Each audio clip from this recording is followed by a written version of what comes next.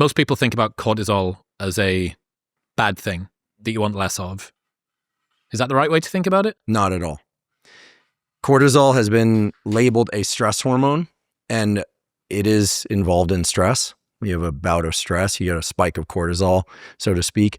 Cortisol, like other steroid hormones, is bound to things, and there's a free form of cortisol. That's the active one.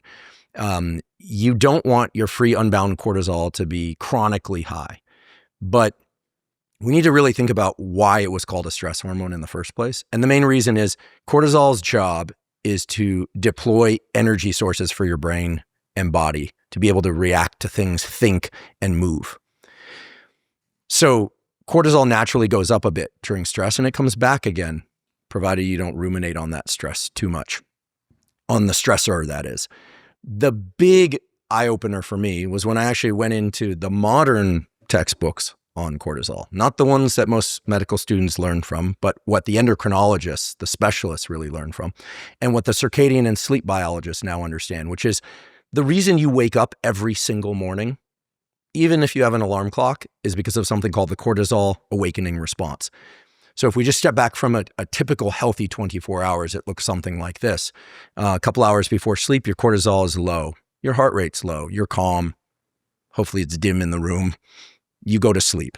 Your cortisol is then at its absolute lowest levels for the entire 24 hours. And by the way, this is the same time when melatonin, the sleepy hormone, is at its highest levels. After about 4 or 5 hours of sleep, and typically in that first 4 or 5 hours of sleep is when you get your most deep sleep, slow wave sleep, non-REM sleep, many people experience a transition into the sort of last third of their sleep for the night, and they tend to wake up around that time. And often they use the restroom and go back to sleep. Why did they wake up?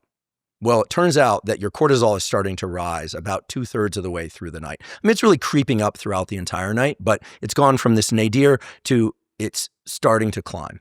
And then at some point, let's assume you get back to sleep or you slept through the night.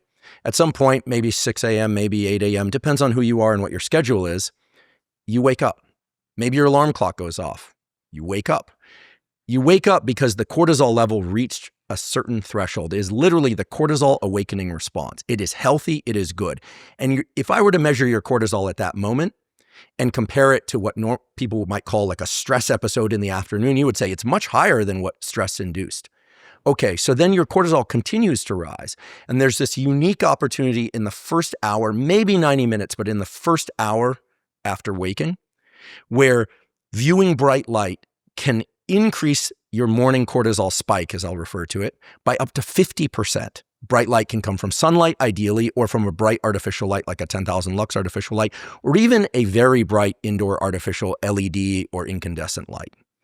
Okay, why is this important? Well, we could explore all the biology of cortisol, and we can summarize it by saying you have this hypothalamic pituitary adrenal axis that sets off cortisol, self-regulates, negative feedback loop, et cetera, et cetera. That's the normal regulation of cortisol, which basically can be summarized as it never allows you to have your cortisol too high for too long. It feeds back on itself and shuts it down.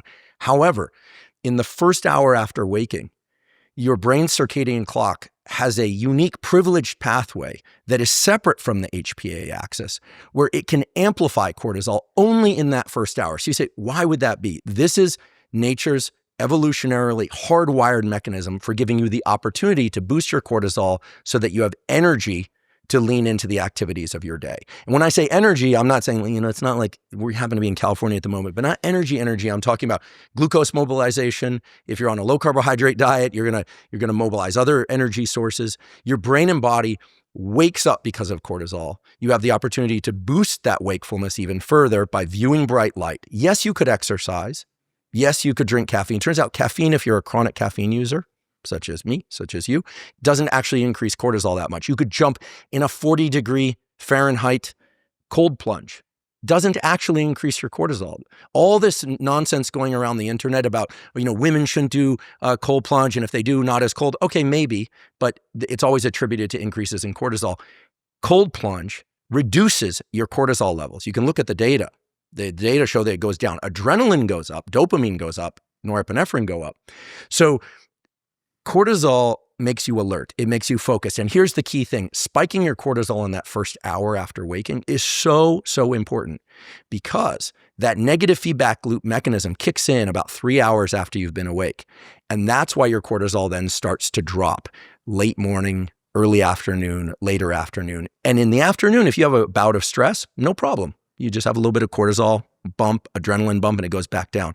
If you don't spike your morning cortisol, what ends up happening is your cortisol system, essentially the HPA axis, is primed for stress events to give you big lasting increases in cortisol later, which make it hard to fall asleep, which make it hard to stay asleep, which are part of the reason why people have afternoon anxiety, all sorts of things. So you're actually supposed to feel a little stressed first thing in the morning. This is normal, this is healthy, and it sets you up for being more calm in the afternoon.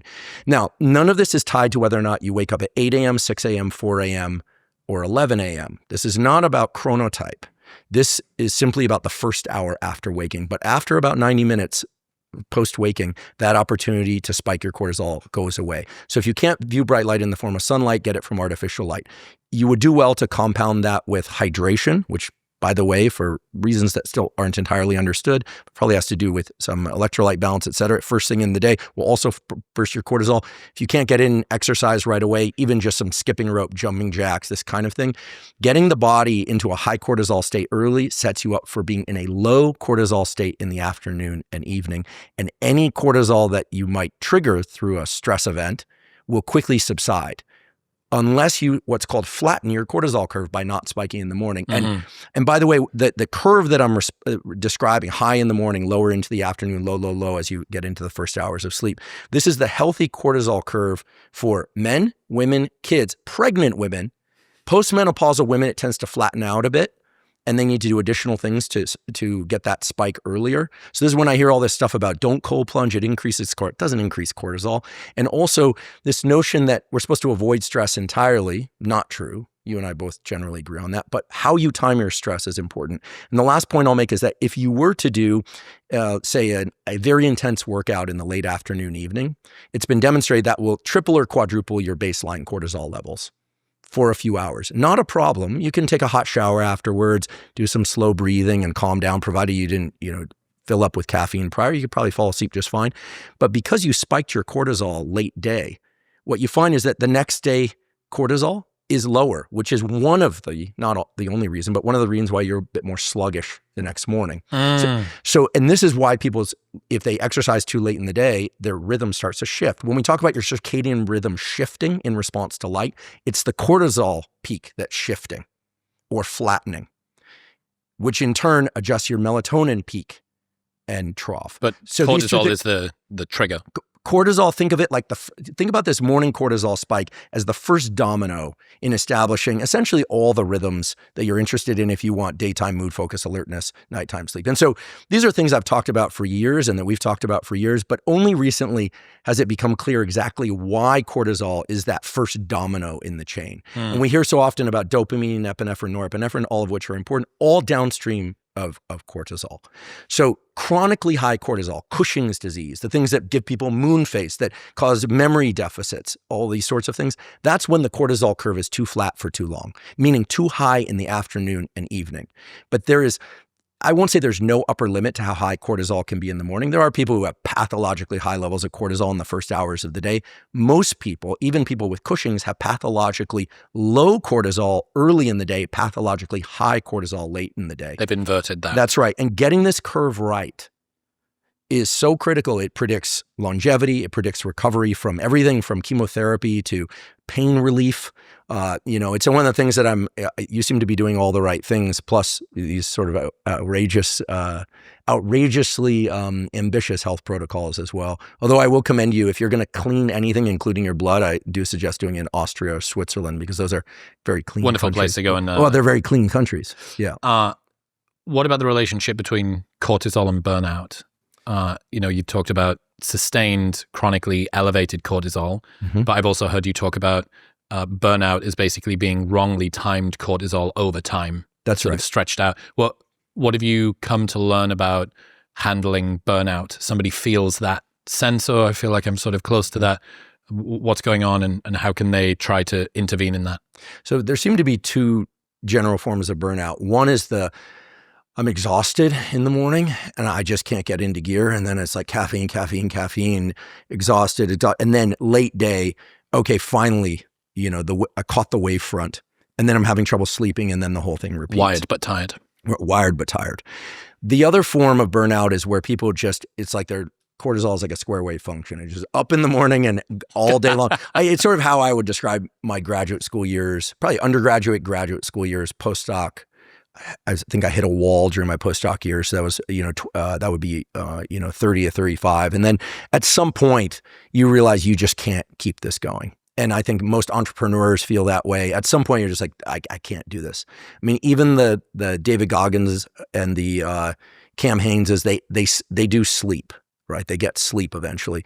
So I think the main way to think about burnout and exhaustion is to ask oneself, okay, if I had total control, when would I naturally wake up? When would I naturally go to sleep? Like, what would be my preferred times to do that? And then whatever your wake up time is, to really treat that first 3 to 6 hours of your day as go time, and to do the things, bright light, hydration, exercise, caffeine, et cetera, that really push you into the day.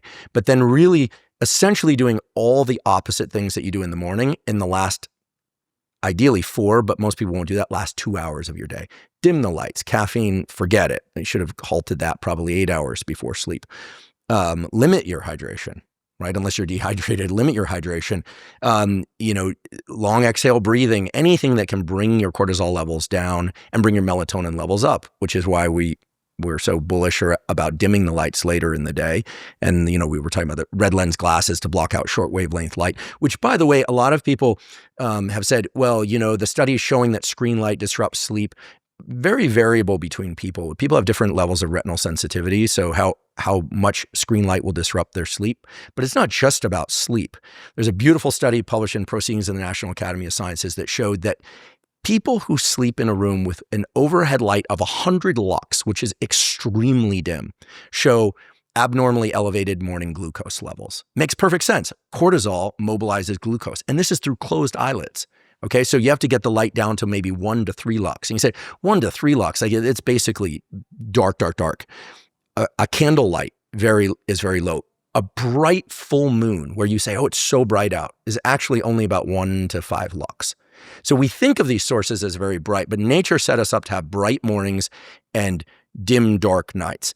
And some people will say, well, there's no light where I live. Listen, you don't need to see the sun as a delineated object. If you compare how bright it is, let's just say even in the dead of winter in the UK at 9 a.m., walking in a place with no artificial lighting outside, no street lamps, versus midnight the night before in the same location, you'd say you can navigate in the one case without any artificial lighting, without what we call flashlight, you call a torch. But in any case, the idea is that there are a lot of photons coming through, and you want all of that early in the day, and you just want to do the inverse in the last part of the day. So I think to avoid overwhelming people, because people have so much to do and think about, get the first hour of your day right. Get the last hour of your day right, and you'll greatly improve this morning cortisol peak, late day cortisol reduction, which is what you want. And you'll get your natural clearing out of any melatonin that happens to be in your system, because bright light quashes melatonin through a different pathway, but that also originates with the eyes, goes through the suprachiasmatic nucleus and a couple other relays to your pineal, shuts down melatonin production. And then late in the day, you just make it dimmer, darker, and you bring up your melatonin, you bring down your cortisol. But if you think about what's happened with screens, it's stimulating. I think late last night, I made the mistake of, I watched an extended 60 minutes interview. I actually fell asleep to it. Is it the Peter Attia one?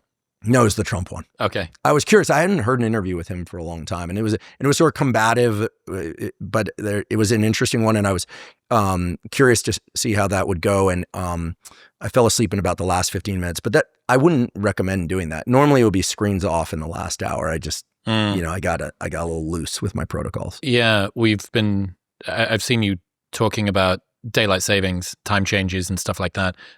This has been nearly a decade now since Matthew Walker was first on Rogan. I think it was almost 10 years ago, and I was still a club promoter at the time. And up until then, I just assumed that sleep it's just like this thing that got in the way of me working. It was just this bullshit. And honestly, when you're 20s, that's kind of true. You're made of rubber and magic, dude. You know what I mean? Caffeine and big dreams and sellotape and cable ties. You just fucking like strung together with this stuff. Anyway, he came on, and basically did the scare them straight equivalent. Do you ever have that in school? Scare them straight? No. So they bring a prison officer in and he tells you about how horrible life is in prison and all of the horror stories. How old are you? Like 12, 13. Oh, yeah, that'll scare you. Yeah. And he's saying, they put boiling water into a cup and mix loads of sugar in it and it's syrup and they throw it on people and then they have batteries and they put them in socks. And I remember he hit this sock filled with batteries down on the table and it made me jump. And I was like, fuck, like I really don't want to go to... honestly, it worked. For me, my particular psychological makeup, that thing absolutely... I don't think I was the sort of person that was probably going to go to jail anyway. But yeah, I learn sleep is, okay, really, really important. You've been talking about daylight savings. The more that I learn about it, the effects of sleep deprivation are just terrifying. It's just everything gets broken. Yeah. I mean, sleep is the ultimate reset. We could talk about some of the newer data that point to exactly why. I will say, just, for people's peace of mind, if you don't spike your cortisol for a couple days in a row, you get one poor night's sleep for a couple days in a row, you're going to be fine. The human body and brain evolved under conditions that were extreme, right? New parents will tell you how difficult sleep can be. I mean, you can pull it off. The thing that we call chronic stress is frankly when that cortisol curve gets disrupted in any number of ways, but typically it's late day cortisol spikes that don't come back down afterwards for 3, 4, 5 days in a row. Your hippocampus, this memory center in the brain, is chock-a-block full of cortisol receptors. And cortisol, unlike adrenaline, can pass through the blood-brain barrier. All right. So it has a number of docking sites that allow it to engage the memory system. What stress will engage your memory system, but that over time will start to deteriorate these structures. So if somebody hasn't been sleeping well, I'm not just saying this to make them feel better. You don't want to send them into a panic. And all of these systems can be recovered. When Matt went on Rogan, I think it was an important, truly important. It was milestone. I'll say it was seminal. Yeah. Like he has saved, that one episode has probably saved thousands of years, if not hundreds of thousands of years of combined human life. Yeah. Oh, I agree. I mean, I think that the challenge, and I think that Matt would say this, I'm sort of borrowing his words, is that he sufficiently scared everybody. There were fewer things to offer to do to promote good sleep at that time. And there were more of a lot of here's what happens if you don't sleep. Yeah, the stress of trying to be perfect will kill you more quickly than your imperfections. That over-optimize or obsessor thing. And you want to give people a sense of real agency. Hope. Right? Yeah, dimming the lights if you're light sensitive in particular, and limiting caffeine. I mean, all the things that are sort of obvious to us now. The morning sunlight thing, I think most people don't tether to their sleep because it's not obvious how doing something in the first hour of your day to be more alert and spike cortisol creates a situation 14 hours later where you are a better sleeper. So over time, I mean, Matt's started to adopt that. I mean, I think he also pointed out the detriments of alcohol and cannabis on sleep, which I echo. I think also, if you think just back even 6 years, 7 years, we weren't aware of the number of over-the-counter compounds that can be helpful for sleep. People were still thinking about drugs, prescription drugs for sleep, which, have their place for certain people, but most people hadn't considered mag-threonate, theanine, chamomile. Now I would add to that saffron, tart cherry, we know can increase. Apigenin and chamomile extract, similar. Lemon balm, skull cap. It sounds kind of crazy, right? It sounds like we're behind the counter at some herb medicine shop, right? Yeah. Eye of newt and a fucking wizard tail. Exactly. Right. I mean, I didn't come here to do an AGZ plug, but I've played around with a number of different non-supplement things for sleep over the years because I'm an experimenter in and out of the lab. And I mean, I can tell you a wild story from high school where the girl sitting behind me, I remember her name, it was Erin Crenard. Her mom had some tablets, some Chinese medicine tablets, and I took one because I was having some issues sleeping, and she gave me one. And the whole night I was wide awake, hearing music blaring from behind my head. And I think I was in a pseudo sleep state. Wow. Thought I was awake. I was like, that's really scary. But I was like, wow, there are compounds that really work for sleep. And then, there are things like the peptide pinealin I experimented with a bit. not a lot of human studies at all. Some interesting rodent studies may regenerate the pinealocytes in the pineal. It gives me like 2 hours a night of REM sleep. But I will say, having completely halted pineal, and I did a short run experiment with it, I will say that the formulation that's in AGZ has me sleeping with double the amount of REM sleep and at least a third more slow wave deep sleep every night. And I can only drink about 2/3 of that stuff before it's almost like too much, not because it's too much volume, but because any more in my dreams are just too elaborate.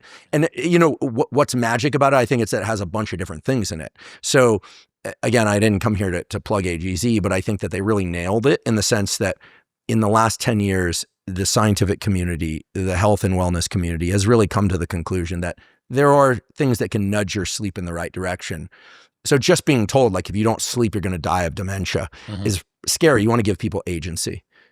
In other news, if you're feeling tired, you might not need more sleep, you might not need more caffeine, you might just be dehydrated. And proper hydration is not just about drinking enough water. It's about having sufficient electrolytes to allow your body to properly absorb those fluids. Element contains a science-backed electrolyte ratio, sodium, potassium, and magnesium, with no color, no sugar, no artificial ingredients, or any other BS. It plays a critical role in reducing muscle cramps and fatigue. It optimizes brain health, regulates your appetite, helps curb cravings, and that's why it's used by everyone, from Dr. Andrew Huberman to Olympic athletes and FBI sniper teams. This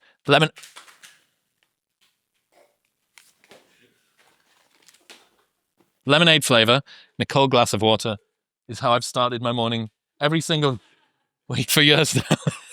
They've got no questions asked refund policy, so you can return it and they won't even ask you to send the box back. Plus, you can get a free sample pack of their favorite flavors with your first purchase by going to the link in the description below or heading to drinklmnt.com/modernwisdom.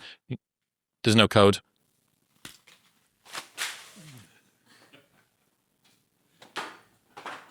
I usually care about the box more than that. drinklmnt.com/modernwisdom. What would you say to people who are struggling to fall asleep? Maybe they've done most of the things sort of through the day that you're supposed to. They're not taking caffeine too late at night. They may be having a hot shower.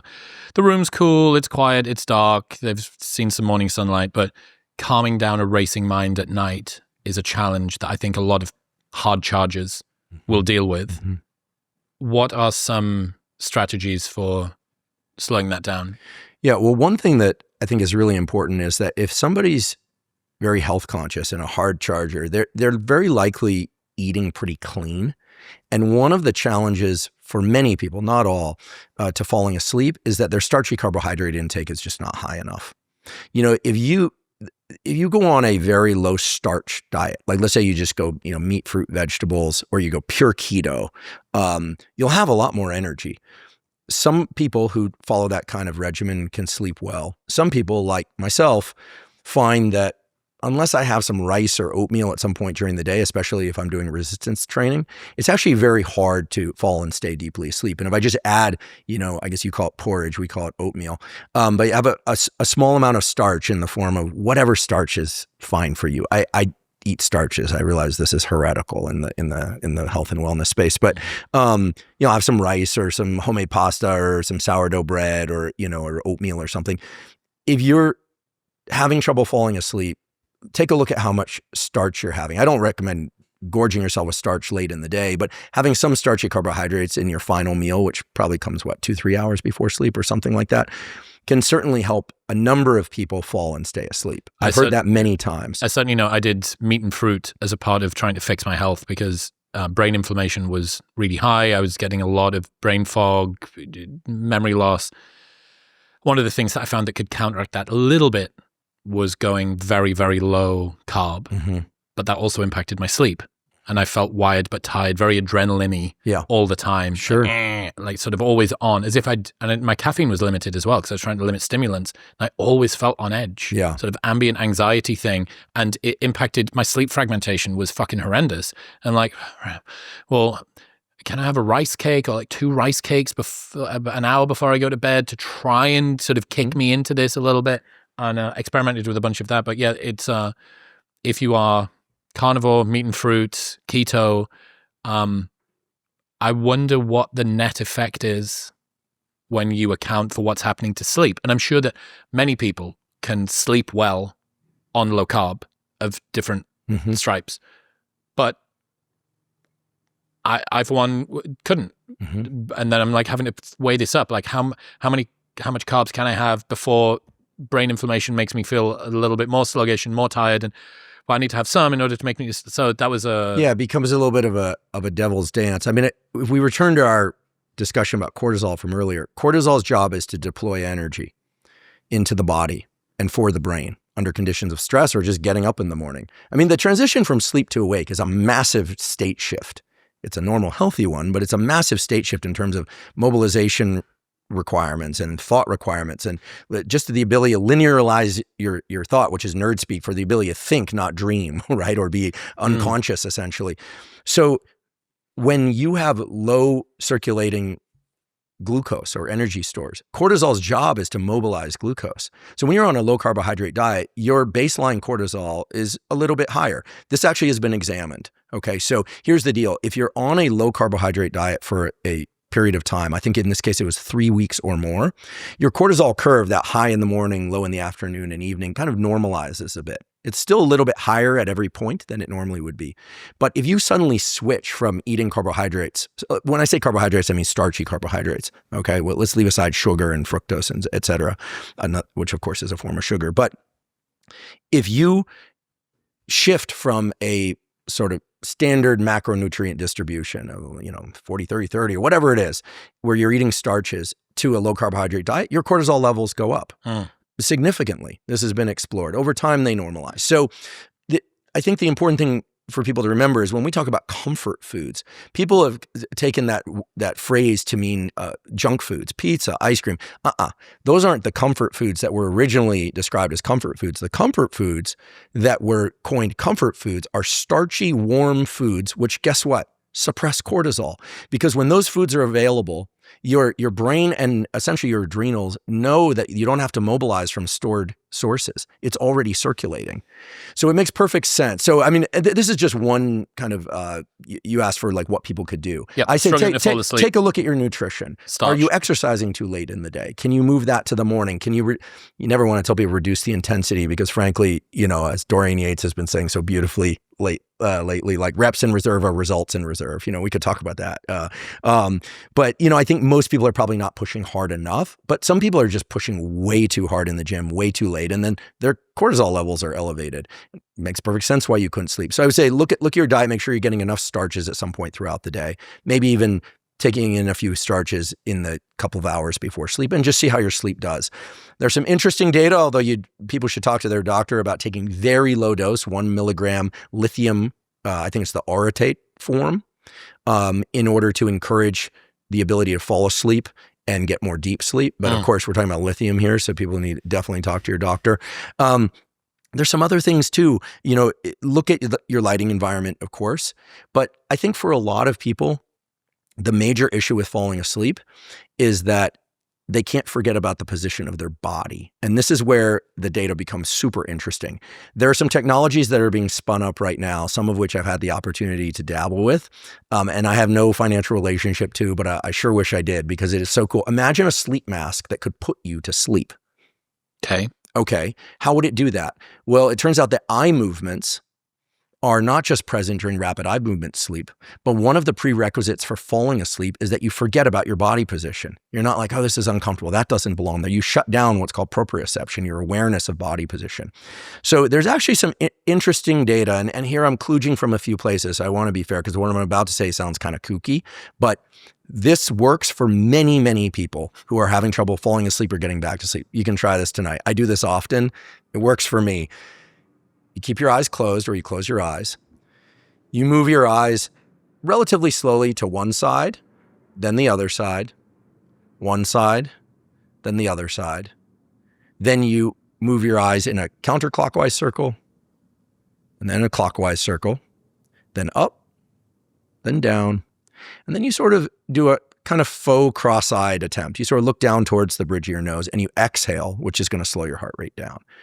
Now, what is all this nonsense about eye movements? Did I just do this as a joke to see if you would do it? The truth is, if you do this when you're trying to fall asleep, your vestibular system, which is essentially working in concert with your eyes, for reasons we could talk about. But your cerebellum and your vestibular system are essentially transitioning from where you need to be very aware of your body position and make adjustments all the time to one in which you're forgetting about body position. And we know, and there are great data showing that a very slow rocking of a bed will help put you to sleep. When you rock back and forth, your body doesn't have like a little metronome in it that says I'm rocking it. It's your eye movements that compensate in the opposite direction, which tell your cerebellum, hey, we're rocking. This is why if you're on a boat and the horizon's going like this, your cerebellum, you get seasick because you can't orient to kind of dead zero for, pitch, yaw, and roll. And so anyway, I don't want to get too technical here, but if you have trouble sleeping, try what I just described a few times. Many people find that it helps them fall asleep, because you stop thinking about your body position. And of course, bed coolness, room coolness, all can help. But what I just described can be very, very helpful for a number of people whose minds are racing, because if their mind is racing, you also need to give people something to do with their mind. You can't just say like, don't think about it or stop thinking or just go to sleep. That doesn't work. You can say just wake up, but you can't say just go to sleep. There's a weird asymmetry built into our autonomic nervous system that way. It's so funny. Two things that I found, because Wide But Tired has been kind of the fucking summary to the last 18 months for me, fighting with the health stuff. One from Matt, which is a mind walk. Is he taking me through this? Yeah, you go through a walk that you're very familiar with. Yeah. Has that been helpful? Wonderful. Oh, great. One of the things that I found by doing that, so for the people that didn't listen to the episode, they can go back and listen to the one I did with Matt a few months ago. Brilliant.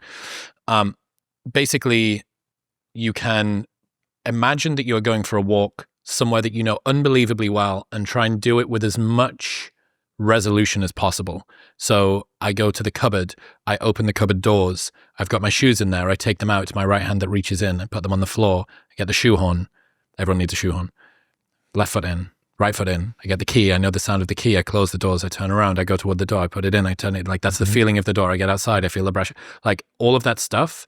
And what I found is when I'm falling asleep, the sort of I'm on a journey, this is an adventure thing is like reading fiction, and the I have problems to solve, this is executive function, is like reading nonfiction. And for me, the former helps me fall asleep way more than the latter. So that's the first thing. The second thing is resonance breathing. I think this, if I was to flick a little bit of money onto the roulette table of the next 5 years of health, I think HRV resonance breathing is going to be fucking huge. And there's a couple of products, one in particular that I'm super, super excited about. It's this cool lamp.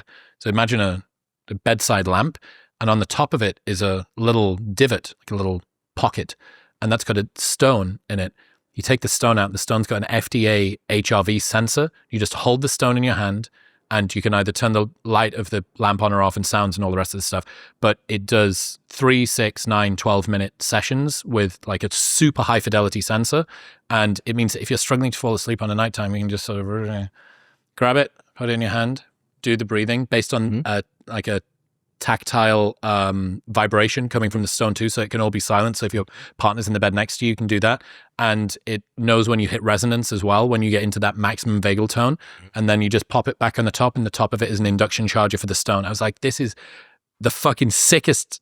Who makes this? It's a company called Ohm, OHM. It's currently in dark mode, I think, ohm.health. Not anymore. Well, yeah, you not just anymore. told the world. That's true. I don't even know if you can buy, I don't think you can buy them. But yeah, Jay Wiles, who's my sleep coach from Absolute Rest, he's Andy Galpin's guy. Jay's a part of it. And I think I'm the first person outside of the company to have got one. And I was like, this fucking rules. Because HRV resonance breathing is great and makes you feel really good.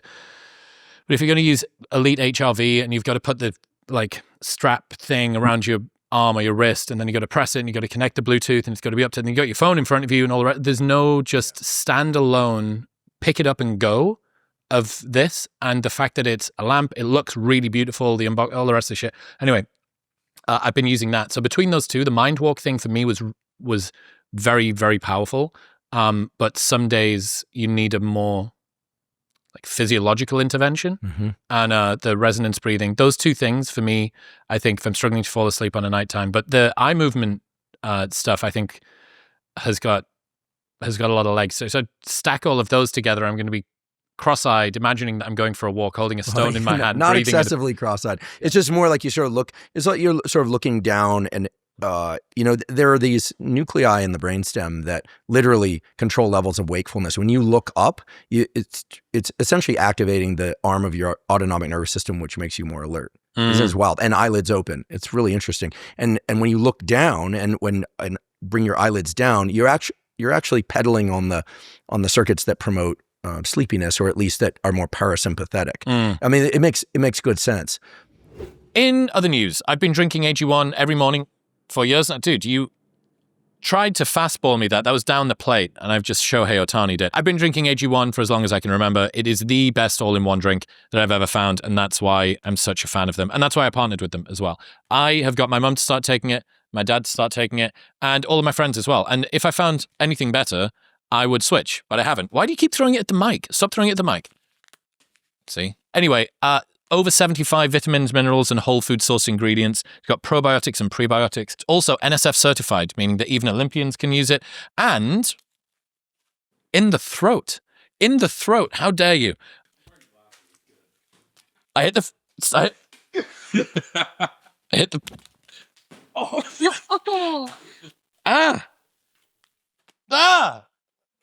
This isn't even an ad read anymore. It's just a war zone. Oh, okay. Anyway, if you too want something to throw at your friends, or a tasty blend of 75 vitamins, minerals, probiotics, and whole food sourced ingredients designed to drink first thing in the morning in one scoop, it's here. Go to drinkag1.com/modernwisdom for stuff. Thank you. Talk to me about this raised head for glymphatic clearance thing, because if anyone's got an 8 sleep with the mattress raising functionality, one of the things it does for sleep is it actually raises your head a little bit. Is that's good related to what we're talking about here? You want head above feet, head above heart? I think they designed that for snoring, but it has other benefits. So without doing an entire lecture on the lymphatic system, because we did a solo on that recently in my podcast, I mean, I'll just say the lymphatic system is amazing. It's amazing, and I liken it to the microbiome, where 10 years ago, 15 years ago, if you talked about the microbiome, people were like, that's just crazy, like fermented low sugar foods, like this is like health food lunacy. Now, I mean, they're probably close to maybe 500 million or $1 billion even in federal grants, certainly in the US and around the world, looking at the microbiome. It's important for everything, mental health, physical health. We just know this, right? The gut is so important. The lymphatic system, I think, is going to follow a similar trajectory. And all the stuff that we hear about rebounding, bouncing on a trampoline or skipping rope, and all of that stuff turns out to be absolutely true. Or lymphatic massage, which is essentially a way of clearing. I love lymphatic massage. It's interesting because lymphatic massage, for those that are accustomed to deep tissue massage, feels like nothing. It feels like nothing, but the lymphatic vessels run so superficially that if you press on them too hard, you actually you cinch them off. It feels like you're being stroked by somebody. Yeah, so funny. I think they talk about a light brushing, and then that maybe a little bit more motion. There are deeper lymphatic vessels that can take more pressure, but people who are trained to do this do it right. And there's some tutorials online. There's a great account. I don't know the guy, but he was referred to me by Kelly Starrett. Tells me the Stop Chasing Pain guy. He has this big 6. I don't want to describe them here because I'll get them wrong, but he has a number of videos on Instagram and YouTube. The big 6 describes ways that you can encourage lymphatic massage. I always thought that the tapping here was kind of silly. It's actually because the lymphatic ducts drain back into the essentially dump all the lymph that's been surveilled by your immune system, et cetera, back into the vascular system just below your clavicles. Oh, funny. And as another point, then we'll get to lymphatic clearance. I gave a shout out to someone I've never met, don't have any association with, business wise or anything. This Anastasia Beauty Fascia is this woman, I think of is this woman of Eastern European, she's certainly not Middle Eastern appearing, of Eastern European origin, talking about non-surgical, non-Botox interventions for facial augmentation, for higher cheekbones and clearing away puffiness underneath the eyes for men and for women, but mostly what you see there are women. But what you find is that the before and afters that these people list off, and they insist that, I think they take an oath or something, that they're not doing any injectables or surgeries, are striking. And it's lymphatic drainage from the face and from the scalp and from around the jaw. And you go, it is unbelievable. Okay, so in any case, the glymphatic system is lymphatic. Is it the same thing? So they're analogous. So for many, many years, it was thought that there was no lymphatic system in the brain. It was thought that it was, actually for many years, we thought that the brain was immune privileged. Turns out that's not true. You have all sorts of immune genes and proteins in the brain. But it turns out, and this was discovered some years ago, 2012, it was actually discovered prior, but as science goes, it was kind of suppressed. And then it was finally discovered that during sleep, in particular deep sleep, the story goes, the spaces around the vasculature of the brain get bigger. Okay, you have these little cell types in the brain called astrocytes. They're among the different types of glia, and they have these little end feet, and they literally push the brain tissue out and away from the arteries and vessels and capillaries, allowing more cerebral spinal fluid, which is circulating in your brain all day long and collecting the waste from your cells. And mind you, there's a lot of waste from your brain cells because your brain is the most metabolically active organ. And then that needs to get washed out, and it actually goes out near the surface of your brain underneath what's called the meninges, and then it flows down and then drains into the vascular system. If people can remember nothing else about lymphatic drainage, remember this: muscular movement clears lymph in the body. Okay, so you need to walk. Low-level muscular contraction, it essentially moves the lymph up because it's fighting gravity. These are one-way valves. It brings it in from your limbs, and it essentially dumps it back eventually into the blood supply. Inactivity of the body is what drives glymphatic clearance in the brain. Now, and so it's when you're essentially immobilized during sleep that you get the maximum amount of glymphatic clearance. Sleeping on your side, right or left side, doesn't seem to matter. With the head slightly tilted does seem to be the preferable position. So all you back sleepers like me, some people... You're a back sleeper? I have been a back sleeper. With that neck? Huh? With that neck? Unless I'm spooning, I'm a back sleeper. Okay, yeah. Back sleeper. Okay, yeah, right. Yeah, Wow. yeah, I'm a back sleeper. So, but I've been working on sleeping on my side, and I heard actually maybe Andy Galpin's involved in some studies where subjects wear a fanny pack so that they can't sleep on their back; they have to sleep on their side. He sent me from Absolute Rest this huge fuck off roll thing, which looks like soft furnishing. That's probably what it is. Yeah, well, I mean, this was. Yeah, it's a big roll that goes down the middle of your back, so there's no way that you can be on your back at all. Okay, it's, so that's it's much much more. Calling it a fanny pack or a bum bag is a wild disservice to how colossal this thing is. You're just going to have to hire somebody to spoon you, Chris. It just means that you'll have to give in to being a big it's interesting spoon. that you mentioned that you sleep well on your side. You're on Huberman, sleep doll. Yeah, I like sleeping on my side, and it does feel good to hold somebody. I suppose if you're a back sleeper, I do use the nasal strips to open up my breathing. Have you tried intake? What do you use? I order some nose strips that online. Allow me to fucking fix your nose strip problem. Okay. Everyone has a nose strip problem if they're not using it. So these guys, they've got patents on it. Instead of it being a flexible, disposable thing, this is a hard 3D printed piece of plastic that's got magnets attached on both sides, and then you put two magnet patches on the skin of your nose, and then you... But no magnets up my nose. No, okay. It's all on the outside. So two patches on the outside, and then you snap this non-disposable thing on, and it's... I'm not kidding. It must be 3 times, 4 times, 5 times stronger than the normal ones, and that's great. Yeah, because I have pretty good... respiration through my nose, but years ago, stupid accident actually in a lab, and I cracked a sinus. I stood up, hit a freezer door, and there's a whole story there. Sometime when you talk about over not beers, since neither of us drink. Do you drink? Intermittently. I had beers recently. When did I have beers? After the show. Thank you. I had beers after the show. No shame in that. I haven't had alcohol in a long time, but we could talk about some of the injury stories are always fun offline. But I think that for glymphatic clearance, the data are very clear that you want to, if you can sleep on your side, you're still going to get glymphatic clearance. If you sleep on your back, you have your head slightly elevated, not too much, but keep in mind that your body is fighting the lymphatic clearance in your legs is fighting gravity. So in theory, if you want to be super bowed. A little bit bowed, but not too much, right? Now, what we do know is that if you sleep in a chair, these studies have been done in various sleep labs.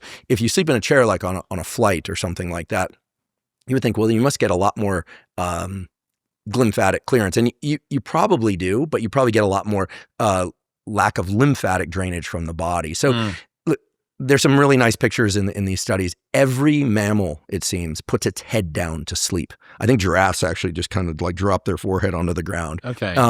But there are no mammals that, and someone will probably tell me I'm wrong here, and I'd love to see the examples because I love animals. But the argument that's been made in these papers is that every mammal puts its head down to sleep. And if you think about, take a picture of yourself sometime before sleep and after sleep, or worse, take a picture of yourself after one really terrible night's sleep. Just look at your face. A couple of things become clear. You'll look bloated. The bags under people's eyes, that's buildup of lymph. Okay, it's a couple hours late. That's what that is. That's what that is. It's buildup of lymph, which is why this Anastasia beauty fascia thing is about learning to kind of increase the portals for lymphatic drainage, and it has a lot to do with the fascia because they run so closely together. The vessels, of course, at different depths relative to the fascia, but so that's a lot of what lymphatic drainage for aesthetics is. But look at yourself after sleep. Your brain fog, the brain fog you feel after lack of sleep, the buildup of crap is within the cerebrospinal fluid. It's all the ammonia, the carbon dioxide, some protein fragments that have built up during the day. And the more active you are with your brain, the more they build up and the more they need to be cleared out at night. So, and then what's equally impressive, if you ask me, is take a look at that picture of yourself sleep deprived. You get a good night's sleep the next night. Take a picture of yourself the next morning. You look like a completely different person, including the brightness of the eyes. So it turns out around the iris of your eye, that black dot in the middle and around it, you can actually see when people haven't slept well. There's actually a change in color of the eyes that has to do with the accumulation of lymph in the anterior chamber of the eye. And the posterior chamber of the eye, which is where the light sensing tissue is, the retina, actually shares the same lymphatic clearance system as your brain. And by the way, everything I'm talking about for brain, for lymphatic clearance, is true for spinal cord too. So for all this stuff about motor learning, and people are so concerned about their spinal cord, all the athletes are thinking, yeah, I need a brain, but mostly need a spinal cord. Just kidding, but you need both. But the idea here is that when people look tired, the eyes look tired. It's not just in the eyelids being hooded. The eyes look glassy. They don't look quite right. And then they sleep well and their life comes back in the eyes. It's because they've cleared the lymph from their eyes. Who knew that the ultimate looks maxing solution was to just get a better night's sleep and raise your head a bit? Right. Well, so I think is a pillow enough? Yeah. You don't have to, it's not too much. What you don't want is your head tilted back. And that's also, of course, a risk for apnea, right? I mean, this is why all the bodybuilders and big guys drop dead in their sleep, often is because they just basically asphyxiating themselves. So I do think fixing snoring is important. The nose strips sound great, these nose magnets. I'm about to try a mandibular device, like a special mouth guard to try and adjust. Do you have apnea? A little, yeah. It's REM-induced apnea, so it only happens in REM. You and I should take a trip up to Stanford together. Seriously, there's a couple up there. Paul Ehrlich, who wrote The Population Bomb many years ago. I think he would say it probably didn't pan out, but and Sandra Kahn, who's I think is in craniofacial surgery or orthodontics or something. They were the ones that wrote the book Jaws. Not the Jaws, with foreword by Robert Sapolsky. Jared Diamond, I think, wrote the introduction. These are heavy hitter, serious science academics. And they were the ones that talked about the transition to soft foods, to packet-based foods, to baby food has created this kind of massive explosion in the industry for orthodontics. And was Nestor's work downstream from them? James Nestor's? Yes. Yep. Yeah. Nestor's kind of his book was kind of the modern iteration of a lot of what they were saying. But, I think they're coming out with another book that's really pushing this thing that the nasal breathing thing is real. The ability to, I can't quite do this, but can you close your mouth and put your entire tongue on the roof of your mouth without having to kind of curl it back behind your teeth? Is there space for your tongue on the roof of your mouth? A little. My palate, I could do with a bit of expansion because I had 6 teeth removed as a kid, like 4 from the top and 2 from the bottom, I think. So, Max, who isn't here, my videographer, had he's going through 2 or 3 really serious dental procedures, and with one of them he was trying to do it through Invisalign, and it was a slow palate expander. Invisalign do a palate expander now. He's like, dude, this is going to take like fucking 3 years for me to do this, but they can do it a little bit more aggressively. Sounds like he's a kind of extreme case, because Kahn and Ehrlich have this association with the mewing guy. Is that true? Is that real? The mewing, the mewing thing is it plays into this notion of getting your nasal breathing right. It's like, close your, close your mouth, put your tongue on the roof of your mouth, and then can you swallow while, pushing I'm describing this, coarsely. The problem is, anytime you get a figure like that, and I've never met him, I think his name is Mike Mew, right? Mew. Anytime you get somebody who's kind of extreme off of the normal thrust of a one branch of medicine, that person is either going to be ostracized or they're going to have to go through some serious gymnastics to get acceptance. Look, my colleague David Spiegel, I love David, vice chair of psychiatry at Stanford, right? Very serious scientist, clinician. His father and him developed hypnosis as a tool for pain management, smoking cessation, anxiety, even people going through chemotherapy. And the data are beautiful. They have brain imaging data. 25% of people that do hypnosis for smoking cessation have it in one session for life. It's amazing. I mean, it's a brain plasticity accelerator.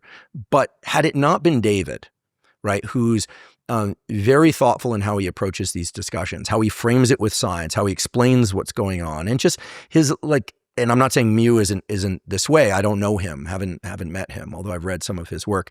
But David has a special gift of the ability to frame what for many people would be like hypnosis, are you kidding me, as a brain plasticity accelerator. Gentle, convincing demeanor in David. Yes, and also broad training in all of psychiatry and an acceptance of other branches of medicine. He's not saying this is the way and this is the only way and there's this problem with my limited field. Tribalism. I'm here to fix the field. No, he's saying here's one tool in the toolkit, and there are other tools in the toolkit. He's also, and again, I'm not saying anything about Mew tacitly here. David Spiegel is exceedingly smart. Like he's on a whole other level of intellect, and yet he doesn't talk over anybody. He's extremely kind. So, bedside manner and how you bring your stuff forward is very especially key. If you're going to be a revolutionary or somebody that's at the sort of cutting frontier of this stuff. No, I agree. I've been thinking about this a lot this year. What do we need to know about the neuroscience of making habit setting more easy?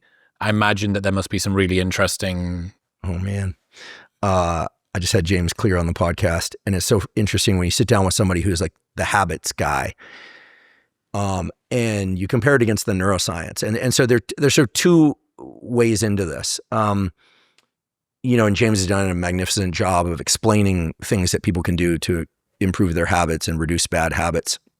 The reason I'm so bullish about people understanding a little bit of mechanism behind the checklist of things to do is that I do think that when people understand mechanism, it gives them flexibility over the so-called protocols. And I think it also allows them to customize those things for themselves. Let's face it, if you want to go online now and just say, what are the top 10 things I can do to improve my sleep? And you get a list, you put those on your refrigerator, put them next to your bed. Why doesn't everyone just do that? Yep. It's because the way that people go about learning information strongly drives whether or not they apply that information. Yep. Okay, so in fairness to James and the incredible work that he's done, I'm going to just kind of look at this a little bit through the lens of neuroscience. And I'm really glad that we're talking about this because one of the things that he said that I think is so true is that the thoughts and by extension, the emotions, but really the thoughts that you have right now, your ability to focus right now is strongly driven by the inputs you received in the preceding hours and even days. So one of the things that's really interesting about focus and attention, and a lot of habits have to do with, I don't want to procrastinate, I want to do this. We can talk about exercise, but let's talk about cognitive stuff. It's very, very clear that if you have a hard time getting into a bout of work or even staying focused, there's a very good chance, I believe, that your breaks between work and what you were doing before work was too stimulating. I'm a big advocate for boring breaks, and I'm a big advocate for silence before and after bouts of work for a couple of reasons. Let's think about it on the back end. Let's say you're trying to learn something or read a book or just do something that you're not reflexively doing. You want to create this habit. It's very clear that neuroplasticity, yes, requires alertness, requires focus. You need sleep later that night. I've been beating that drum for a number of years. It's also clear that reflection on what you were doing at some later time, just kind of like post-learning reflection, walk into your car, sitting on the plane for a second, thinking about a podcast you did earlier or something you heard or a discussion, strongly reinforces the memories and the ability to work with the memories of new information. And this is something that we've given up largely because of our smartphones. You're constantly bringing in new sensory information. All the data, I did an episode on how to best study and learn. I went to the data to find out, because I have my methods, but that doesn't mean they're the best methods. Reading, rereading, note-taking, highlighting, it's all fine. But it turns out the biggest lever is to self-test at some point away from the material. So testing is not just something for evaluation of others. It's a way that we should think, how much can I remember about that conversation? What was tricky? Okay, I don't remember that piece. I'm going to go back and look it up. All learning is, and this will sound like a giant duh, but all learning is anti-forgetting. How do we know this? Because if you have people read a passage 1, 2, 3, 4, 5 times versus one time and they self-test, one time in self-testing, significantly better. You ever had Peter C. Brown on the show? No. Author of Make It Stick? No, but I like the title. You need to bring Peter on. Peter was episode, I would guess, like 30 on Modern Wisdom. You'll be 1,030. And the best synopsis that I got from him, learning how to learn, was learning is repeated recall, not repeated exposure. Yes. Beautiful. Right. Fucking money. Exactly. And that's the exactly. And this is the Ebbinghaus forgetting curve. Yeah. That's guys like him, guys like James Clear, that they have a real when I say unconscious genius, I mean clearly they put thought into and structure into what they teach. But the neuroscience supports everything you just said, which is what he just said. And reflecting on what you were trying to do or learn or solve, even if you don't remember, even if you're still puzzled by it, is so vitally important to the anti-forgetting process. Okay. Now, in terms of actually being able to focus, actually being able to do work, it's so clear that thoughts, and this is the beautiful statements and work of a woman named Jenny Groh, who's spelled Groh, at Duke University, who's a neuroscientist, been studying sensory integration for a long time. I've long thought about, and I think we now understand as a field, what sensations are. So sensations are the physical stimuli in the environment, photons of light, mechanical pressure, volatile odorants in the environment that lead to sight, touch, smell, etc. How that gets converted into chemical and electrical signals in the brain, we understand as a field. We understand sensation. We understand perception. Perception is which of those sensations you happen to be paying attention to. Okay. We understand emotions now more as a subset of something that we think of more broadly as states that are set by your autonomic nervous system, how alert you are, how not alert you are. And then emotions are kind of layered on top of that, right? Lisa Feldman Barrett has beautiful descriptions of these and so on. And there's some debate about what emotions really are, but we know what they are neurobiologically and psychologically. And behaviors, we know what they are, right? There's a behavior. And then there's the don't go behaviors, the suppression of behavior. And then there are memories, right? But for the longest time, it's been unclear, what are thoughts? Like what are they? Are they just like spontaneous geysering up of memories, or like what's going on there? And Jenny Groh, I think, has the absolute best description of these. And this is based on experimentation. If we seed some idea, so let's say I say to you, let's not talk about cats because I'm a dog person, but I say, Me too. okay, Chris, and this isn't a trick question, I promise, because it's always weird when people start doing this. I'm not Oz Perlman or something. I'm not going to tell you your pin code. Mm-hmm. Think about a dog. Okay. What kind of dog is it? Golden Retriever. Golden Retriever. Okay. So as you think about the Golden Retriever, like what other things come to mind about the Golden Retriever? It's got a little neckerchief on. Okay. Red neckerchief. Great. Red neckerchief. Like what else about Golden Retriever? Fluffy. Okay. So there's a tactile thing. Okay. Anything else about Golden Retrievers? This is very specific to you. Bouncing up and down, rolling on its back. Smells a little bit, but I like it. Great. Okay. So there's I like it. You like this. Okay. So Jenny Groh's and others' data point to the fact that thoughts basically start with some seed element, some noun, some pronoun, some thing, some event. And then what the brain does is it essentially starts to call on more and more sensations and starts layering those in. More and more prior sensory events. It's red handkerchief. Okay, it's fluffy. There's a tactile. And that thoughts really are the layering on of more and more sensory memories. And thoughts are really a layering of the senses in abstract thought space. Now, this is not meant to, make something from nothing, but it's so important that we understand this, because you think, what is the ability to think? Well, the ability to think is constrained by the number of different senses I'm trying to place on a bunch of different things. And so that's how we navigate through environments, which is what Jenny Groh's main work is about, how you find yourself in space. I can't look at everything in this garage. I have to focus on certain things, find the Phillips head screwdriver, go over there, and you're discarding all the other information. Now, when you think about sitting down to do work or to learn something or prepare a podcast, it is so important that you limit the number of sensory inputs coming in, not just during that event, but before. Because the sensory stimulus that kind of sets off this cascade of layering in more and more sensory memories and understanding is begun before you sit down to read your book. This is why you read a portion of a book and then you're like, oh wait, I wasn't even paying attention. Your brain is still working with the sensory inputs from before. It's not thinking about them consciously. So this is vitally important. If you go back and you look at the history of attention and thinking, and you can find these incredible pictures that they would give kids who had trouble, probably had ADHD or just kind of rambunctious boys in most cases. And they literally gave them helmets with 2 eye holes so they couldn't look at anything else. Like they couldn't blinkers hear for anyone horses. else. Right. Used to be, kid with the hoodie on and the cap and you'd write. Now, what have we done? The challenge is that we've brought an infinite number of sensory experiences into the thing that you're looking at. Oh, wow. So we brought all the sensory inputs through the device that you're holding. So the narrowing of your perspective hasn't helped you to narrow the distractions. That's right. Cognitive space is still infinite, even though the spatial limitation of where you're placing your attention is very restricted. So the fact that you have so many competing thoughts has everything to do with that. And it also has everything to do with what you were doing in the 10 or 15 minutes before you sat down to try to work. Now in China, they're doing some very interesting experiments of having kids stare literally at a focal point on the wall for a number of minutes before beginning their work.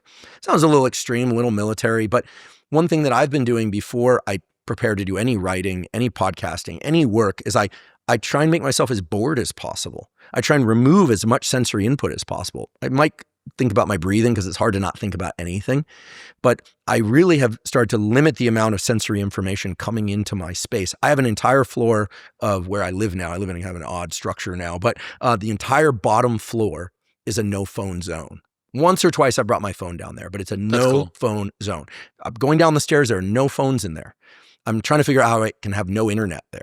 I have this little tent sauna that I use now with incandescent lights Faraday that I love type. Because I couldn't use my barrel sauna where I was at. I think it's sauna space, makes these incredible. I like them because they get hot right away and it's got the red light. I go in there, it's it's grounded and there's no Wi-Fi in there. The phone goes dead the moment you go in there. So you're in a mini Faraday cage. Yeah, and I don't like bringing the phone into the sauna. Are you in your same place that I went to, or is this a new one now? No, so I actually converted a art gallery into a living space. I've always wanted to do this.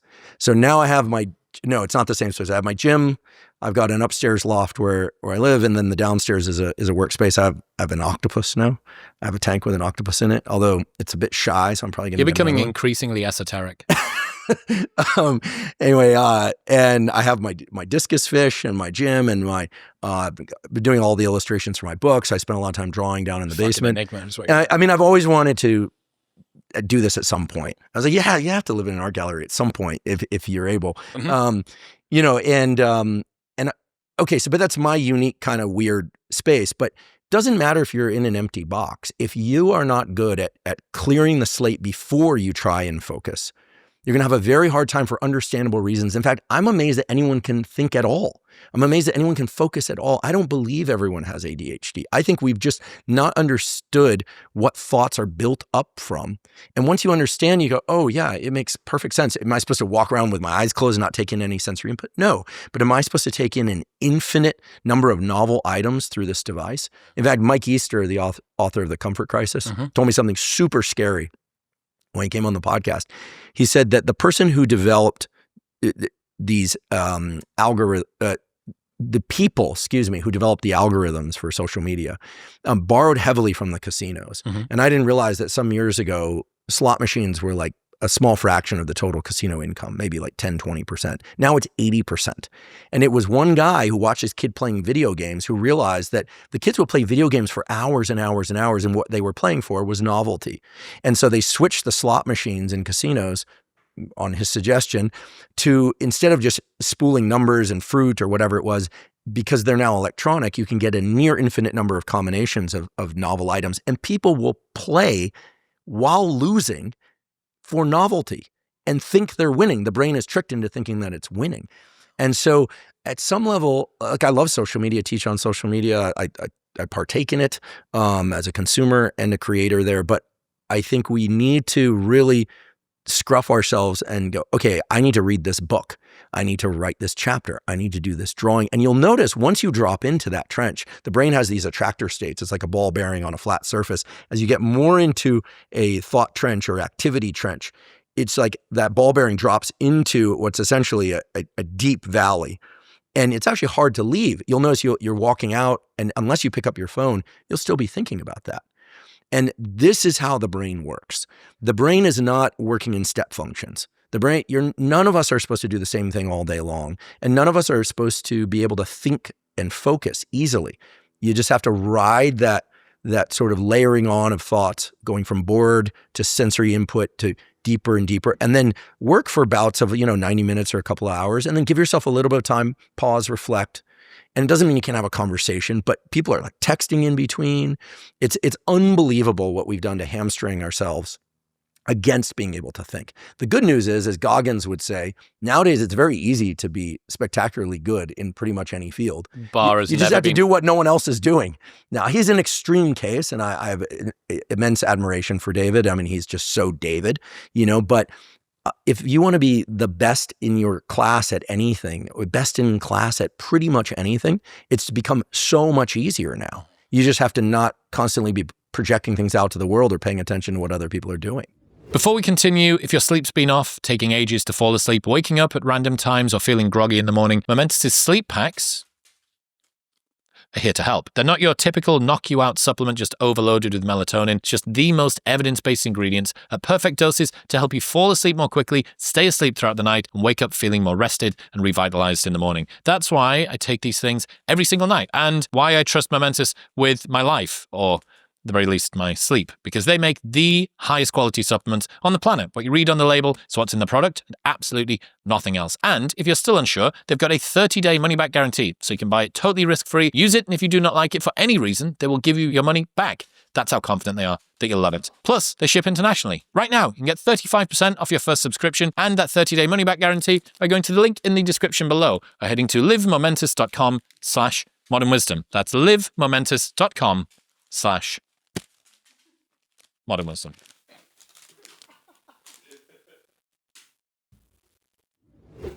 The bar has never been set so low. It's so sad. And yet it's an exciting opportunity for people. Dude, I get it. Like, the rampant fragility that seems to be destroying your classroom or your country or the world with constant distraction and people not being able to focus or deal with a little bit of discomfort or resilience is not great. But from a selfish perspective, that widespread fragility is your competitive advantage. And if you're one of the people, you're not going to be able to change the world, certainly not before you've changed yourself. And that means that the first step is, this is an opportunity for me. I can step into it. So you mentioned that you sort of touched on some of the bad habits that distract people. I've always been interested in this from a neuroscientific perspective. Is it truly possible to deprogram bad habits, or once those neural pathways are down, is that locked in for life? Or are you just creating deeper fissures somewhere else in order to replace those ones? How do you think about getting rid of bad habits, the process of overcoming those? Yeah, I think, if we look at the data on neuroplasticity, it's much easier to reactivate a pathway that was laid down early in life, even if it's been suppressed. There's a beautiful data of a guy named Eric Knudsen, who was actually my next door neighbor in my lab before he retired at Stanford, showing that, if once learning takes place, those maps are forever there. You can unveil those maps again later. They kind of like never forget to ride a bike kind of thing. But when you're talking about bad habits, and then you get into sort of contingencies like rewards and punishments. These days, because of my own interests and trajectory, I think a lot about, the 7 deadly sins and the virtues, right? I mean, if you look at any of the sins, okay, they're all very hypothalamic in nature, right? They're the extremes of hypothalamic function. In fact, you could probably map the 7 deadly sins onto the hypothalamus and say, well, that nucleus, the ventromedial hypothalamus, those neurons are responsible for rage, for unbridled rage. Okay, those neurons are responsible for unbridled sexual activity. I'm not talking about merged with violence. I'm just saying independent of that. Those are consumatory behaviors. So eating, hyperphagia. These are anorexia. So I mean, What about? I have a question on that, because envy is the only one of the 7 deadly sins that doesn't feel good. Yeah. So right, and I hadn't thought about that, but envy is probably not easily mapped to a hypothalamic nucleus. Isn't that an interesting insight? Envy is the only one of the 7 deadly sins that isn't something that can be enjoyable at low or high dose. Yeah. Our good friend Paul Conti talks often about how much of the ills of the world are based on people's envy. When people don't have, when they have an uncomfortable feeling, most people will turn that into self-destruction or destruction of others. And people who are successful in life transmute those uncomfortable feelings into self-support and creating things and supporting others. Same feelings, divergent paths. And envy, Paul has said many times, is the enemy of all personal development, right? You see something, I always noticed, coming up in science, if something bad happens to somebody, we most of the time, unless we really dislike them, but even then, you kind of go, oh, that sucks, really feel bad. But if something good happens for somebody, you know immediately how you feel about that person. Are you happy for them? Or is there that feeling of like, yeah, exactly. You know immediately how you feel. That's such a good litmus test. Yeah. How do you feel when this other person wins? And when somebody else loses? I guess even with that, it's an interesting one. Like, is there a weird sense of satisfaction, or are you like, fuck, like, I wish that person was okay, or whatever it might be. Okay, bad habits. So with bad habits, I mean, so I think about the sins and bad habits mapping to hypothalamic nuclei, because I'm me, and that's my nerdy perspective. But then you also think about the virtues, right? And overcoming bad habits or the virtues, I believe that most people are inherently good. I do. It may be true, Jung may be right, that we have all things inside of us, but I think most people are inherently good. I think there are a subset of people that, given the opportunity to do things and not get caught, they would do really bad things. But I don't think that's most people.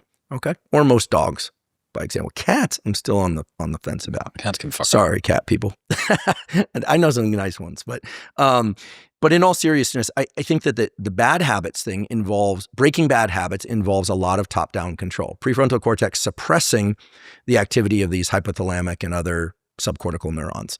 And how do we know this? Well, if you want to summarize how the prefrontal cortex works, you'd say it's the shh structure in the brain. It's the no, don't reach for that cookie. It's the no, don't say that thing. It's the don't do the thing that your hypothalamus don't do the thing. It's the don't do the thing that your hypothalamus and other structures are creating some internal activation of the autonomic nervous system, that kind of vibration of you want to do it. It smells so good. It tastes so good. You just want to. I don't know why I did it, this kind of thing. So that top-down control can be learned. And the beautiful thing, and this answers your question more directly, the beautiful thing is that at some point, that top-down control is not required anymore, unless you do the thing you're not supposed to do, and then it requires top-down control again. Now, the reason I'm so interested these days, one of the reasons I'm so interested in spirituality and notions of God, et cetera, is that the virtues also, I believe, can start to arrive through things that are outside of us. Now, I realize that sounds very unscientific, but if you look at the science around religious belief or belief in higher power, or the notion that humans don't have all the answers, not even the collective consciousness, what you'll find is that for everything from recovery from addiction to recovery from immense loss, I mean, the kinds of losses that go way beyond, a death of a family member, although that's intense, death of all one's children, for instance, horrible things that people have been put through, almost without fail, moving through that with any kind of sense of self-preservation and not engaging in just self-destruction, which is what most people do, almost always involves some notion of top-down control from outside, being encouraged or even instructed to do the right thing, feeling as if something is coming through oneself. Now, we often hear about this in the creative process. People like Rick Rubin, and I'm a big Twyla Tharp fan, the choreographer, will talk about, most creatives will talk about sort of downloading things from outside of them. It kind of moves through them as opposed to arising purely within them because of all that sensory experience. And they can get into kind of these higher realms of spirituality. But when we're talking about breaking bad habits, overcoming immensely difficult scenarios that normally would throw people into complete self-destruction or just giving up, which is a bad habit in its own right. It's as if the top-down control is so immense, like the going against oneself that's required is so immense that when people hand that over to God, whether or not it's Christ or whether or not some other form of God that they are, that they're attached to, it seems as if they get some relief from the process, and yet it's very effective. And you can't deny this, right? Just as a phenomenon. I mean, let's take off our hats as scientists and people kind of parse things. Like, how could it be that the thing that's hardest for humans to do for themselves becomes far easier when they stop trying to do it for themselves?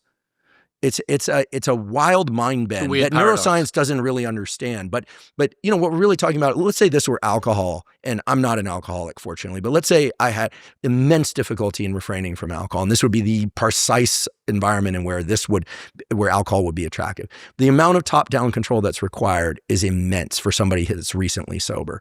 They have to, hopefully they're in 12-step, they have to call their sponsor. It can be an jarring anxiety. That anxiety eventually subsides. I mean, alcoholics eventually can hang out in bars and not have a drink, but there's a long period of time where they can, and many never will be able to do that. But the notion of a higher power is central to almost every alcoholic, at least who goes through AA, getting sober. It's almost a prerequisite. And in some sense, it is a prerequisite. And it's so brilliant that it is because it takes away the need for constant top-down control. You give that over to something else, this notion of a higher power. Mm-hmm. For some people, that's God. For some people, it's Christ. For some people, it's, just general higher power, because 12-step is very agnostic as to, what people consider higher power.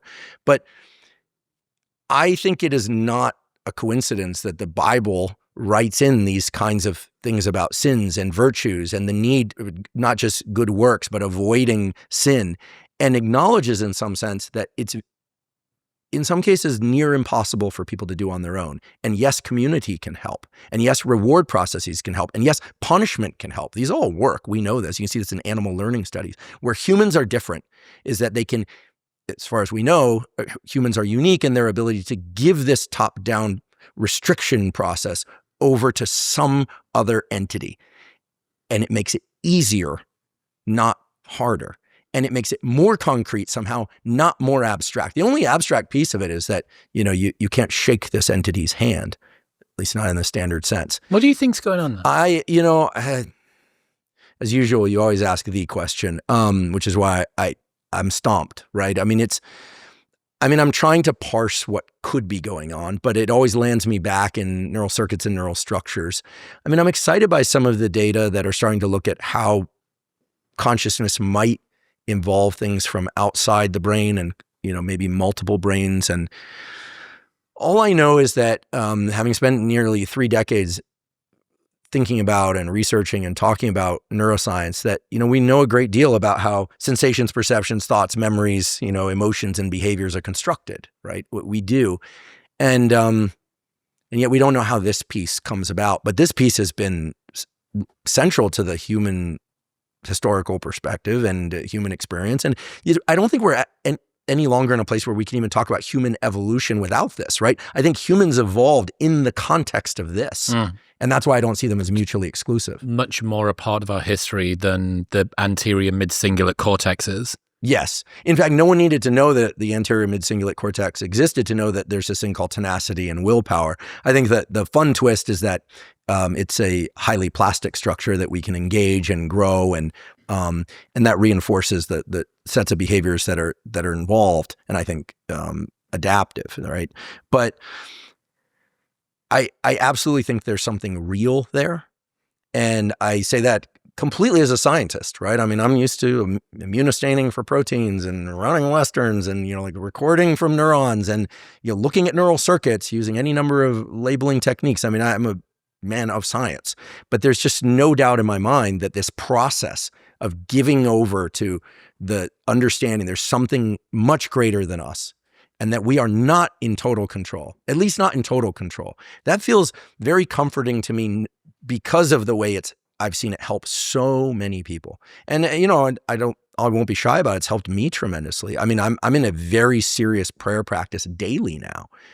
Every night before I go to sleep, without fail. I'm going on a couple years now where I've not missed a single night. I'll get out of bed if I fall asleep and do that. It's like and then also just prayer as a thing. And let's say it's just purely neurobiological. Let's say there's nothing outside of us that, in the real sense. I don't believe that, but let's just assume for a moment. Well, then my neurobiology seems to be responding to all this very, very well. And I don't think I'm alone with that. In fact, I think there are too many burdens in life for anyone to be able to navigate life extremely well without these notions of higher power. I don't think people can do it. And you could show me the most successful, wealthiest people in the world, and I would say, yeah, but they are highly deficient in this area. Not because I'm judging them, right? We're all deficient in some area, but it must be. It has to be, because there's this huge gap in the knowledge set. I've never thought that.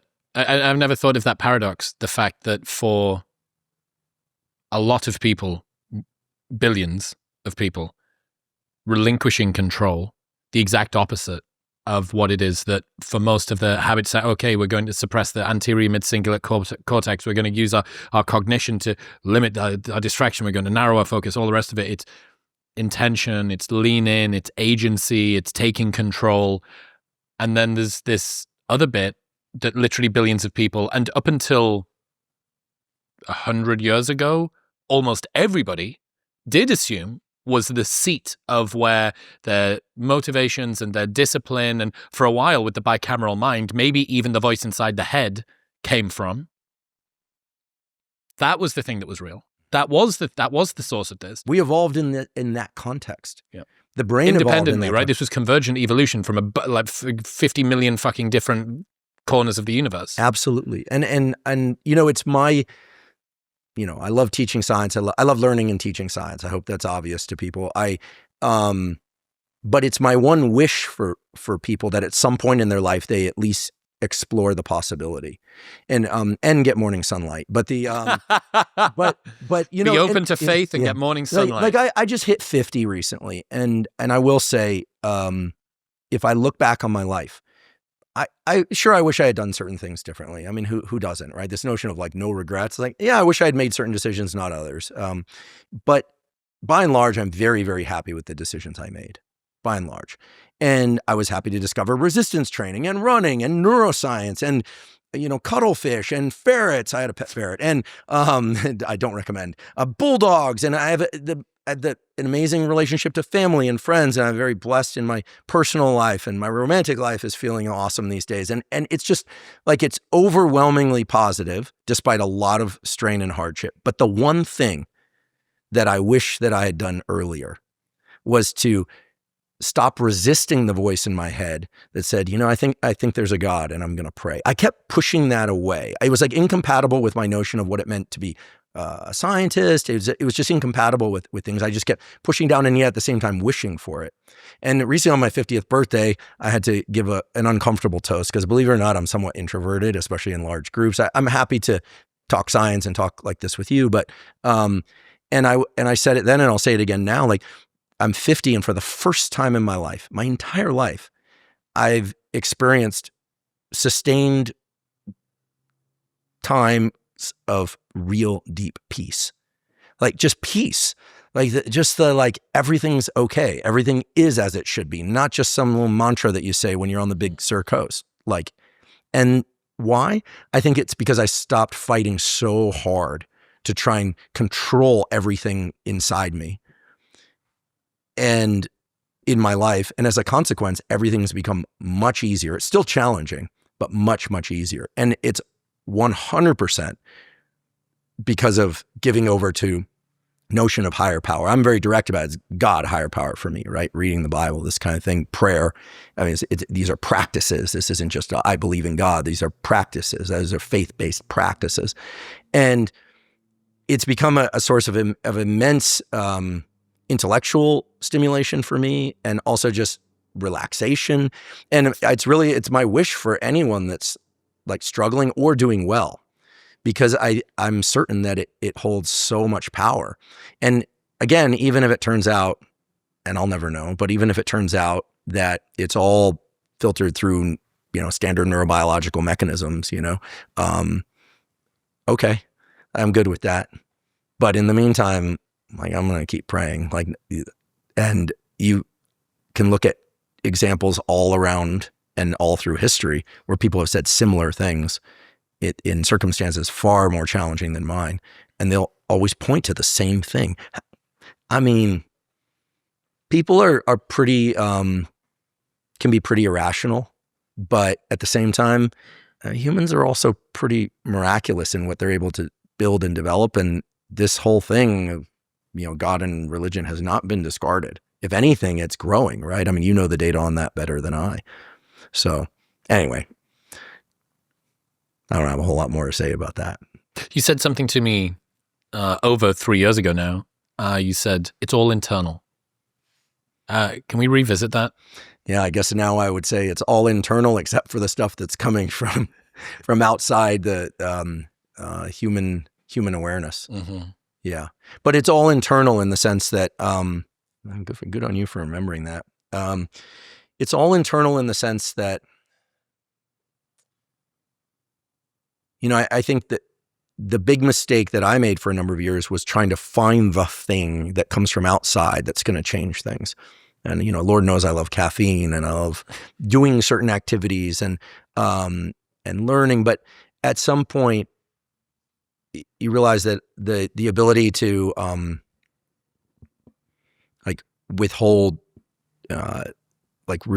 reflexes that you don't want to have, like, getting your temper sparked or something. People who say no one can make you feel anything, and I say that's crazy. People can make you feel things all the time. The ability to not speak from your first thought but your second or your third. You hear these kind of cliches, right? But all of that ability comes from inside. It's from doing internal work. And it's kind of amazing how much we can accomplish, and I'm certainly not the first to say this, how much we can accomplish by just stopping and listening and going, wow, like my brain's crazy. It's like all these thoughts, all this stuff. Oh, too much input coming into this.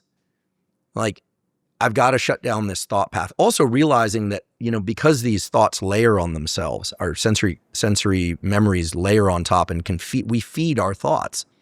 I mean, that Jenny Grove's description of how thinking works makes you think that, yeah, like if you're ruminating on something that really bothers you, you probably do want to distract yourself, unless you're really going to work on that thing. That you really can feed thoughts like embers in a fire.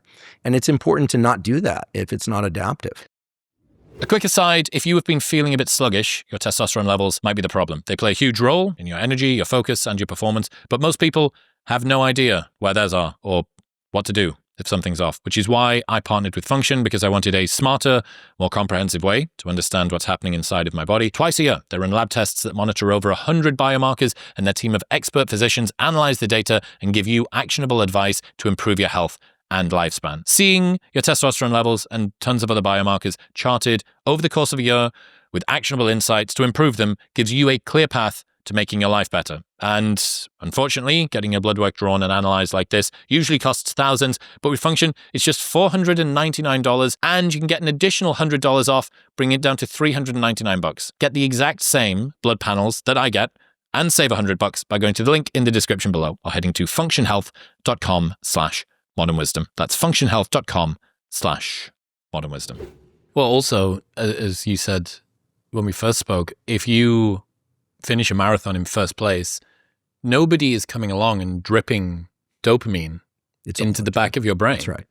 It's all internal. This is self-generated stuff. The satisfaction that you get for finishing a hard workout, the love that you feel from being with the people that you care about, the peace that you have for lying in a hammock in a sunny spring afternoon or whatever.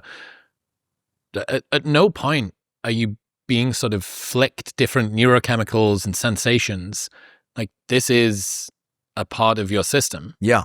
And if you hit the system hard, like the thing I absolutely suggest people never do is, something like methamphetamines, right, is going to, 1,000-fold increase in dopamine within moments. I mean, is that what that is? Yeah, as compared to, or even more, as compared to cocaine, which I think is like 200, like a 200x. And I mean, or maybe a doubling. I mean, I forget the exact numbers, but there's this chart that Anna Lemke will often put up. And methamphetamine is you're basically going to dump as much dopamine as you ever could in that moment. And then the trough is obviously proportional to that. It's kind of fun too to think about how, because of conversations from me and you and others and Matt Walker, like the world kind of understands dopamine now. Mm-hmm. They understand the nuance of every little bit of every one of the 4 different pathways, and there's probably 5, et cetera. No, but that's okay.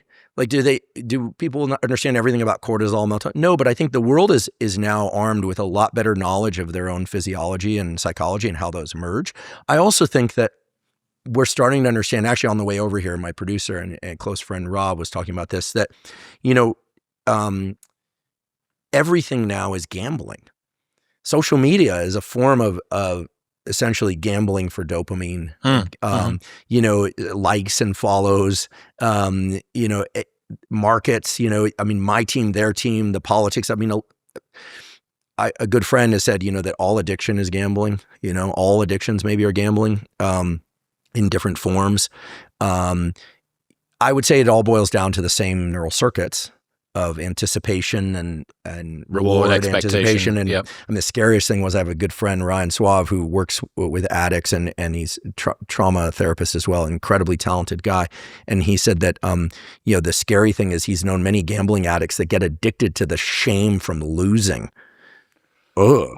Wow. And when we said that, you're not even chasing the wins anymore. You're chasing the losses and the way that you feel about yourself after you've lost. Yeah, it's almost like the wins were not big enough, and so they're just chasing the self-shame and the hatred and it's really sad. Gambling addicts struggle big time. CoffeeZilla just did a huge new video about gambling and sort of how endemic it is. And there's banking apps that allow you to gamble inside of the app now. And he's done... I learned an awful lot about gambling from watching a bunch of the videos he's done in the past. And it really is kind of wild to me that it's legal. And the only way that I can say, I'm sure, like you, we've been offered like an unlimited number of gambling, sports betting, partnerships and stuff like that. I like gambling, actually. A little bit, but I don't have a problem with it. I don't have a problem with it either, which is exactly exactly why it's...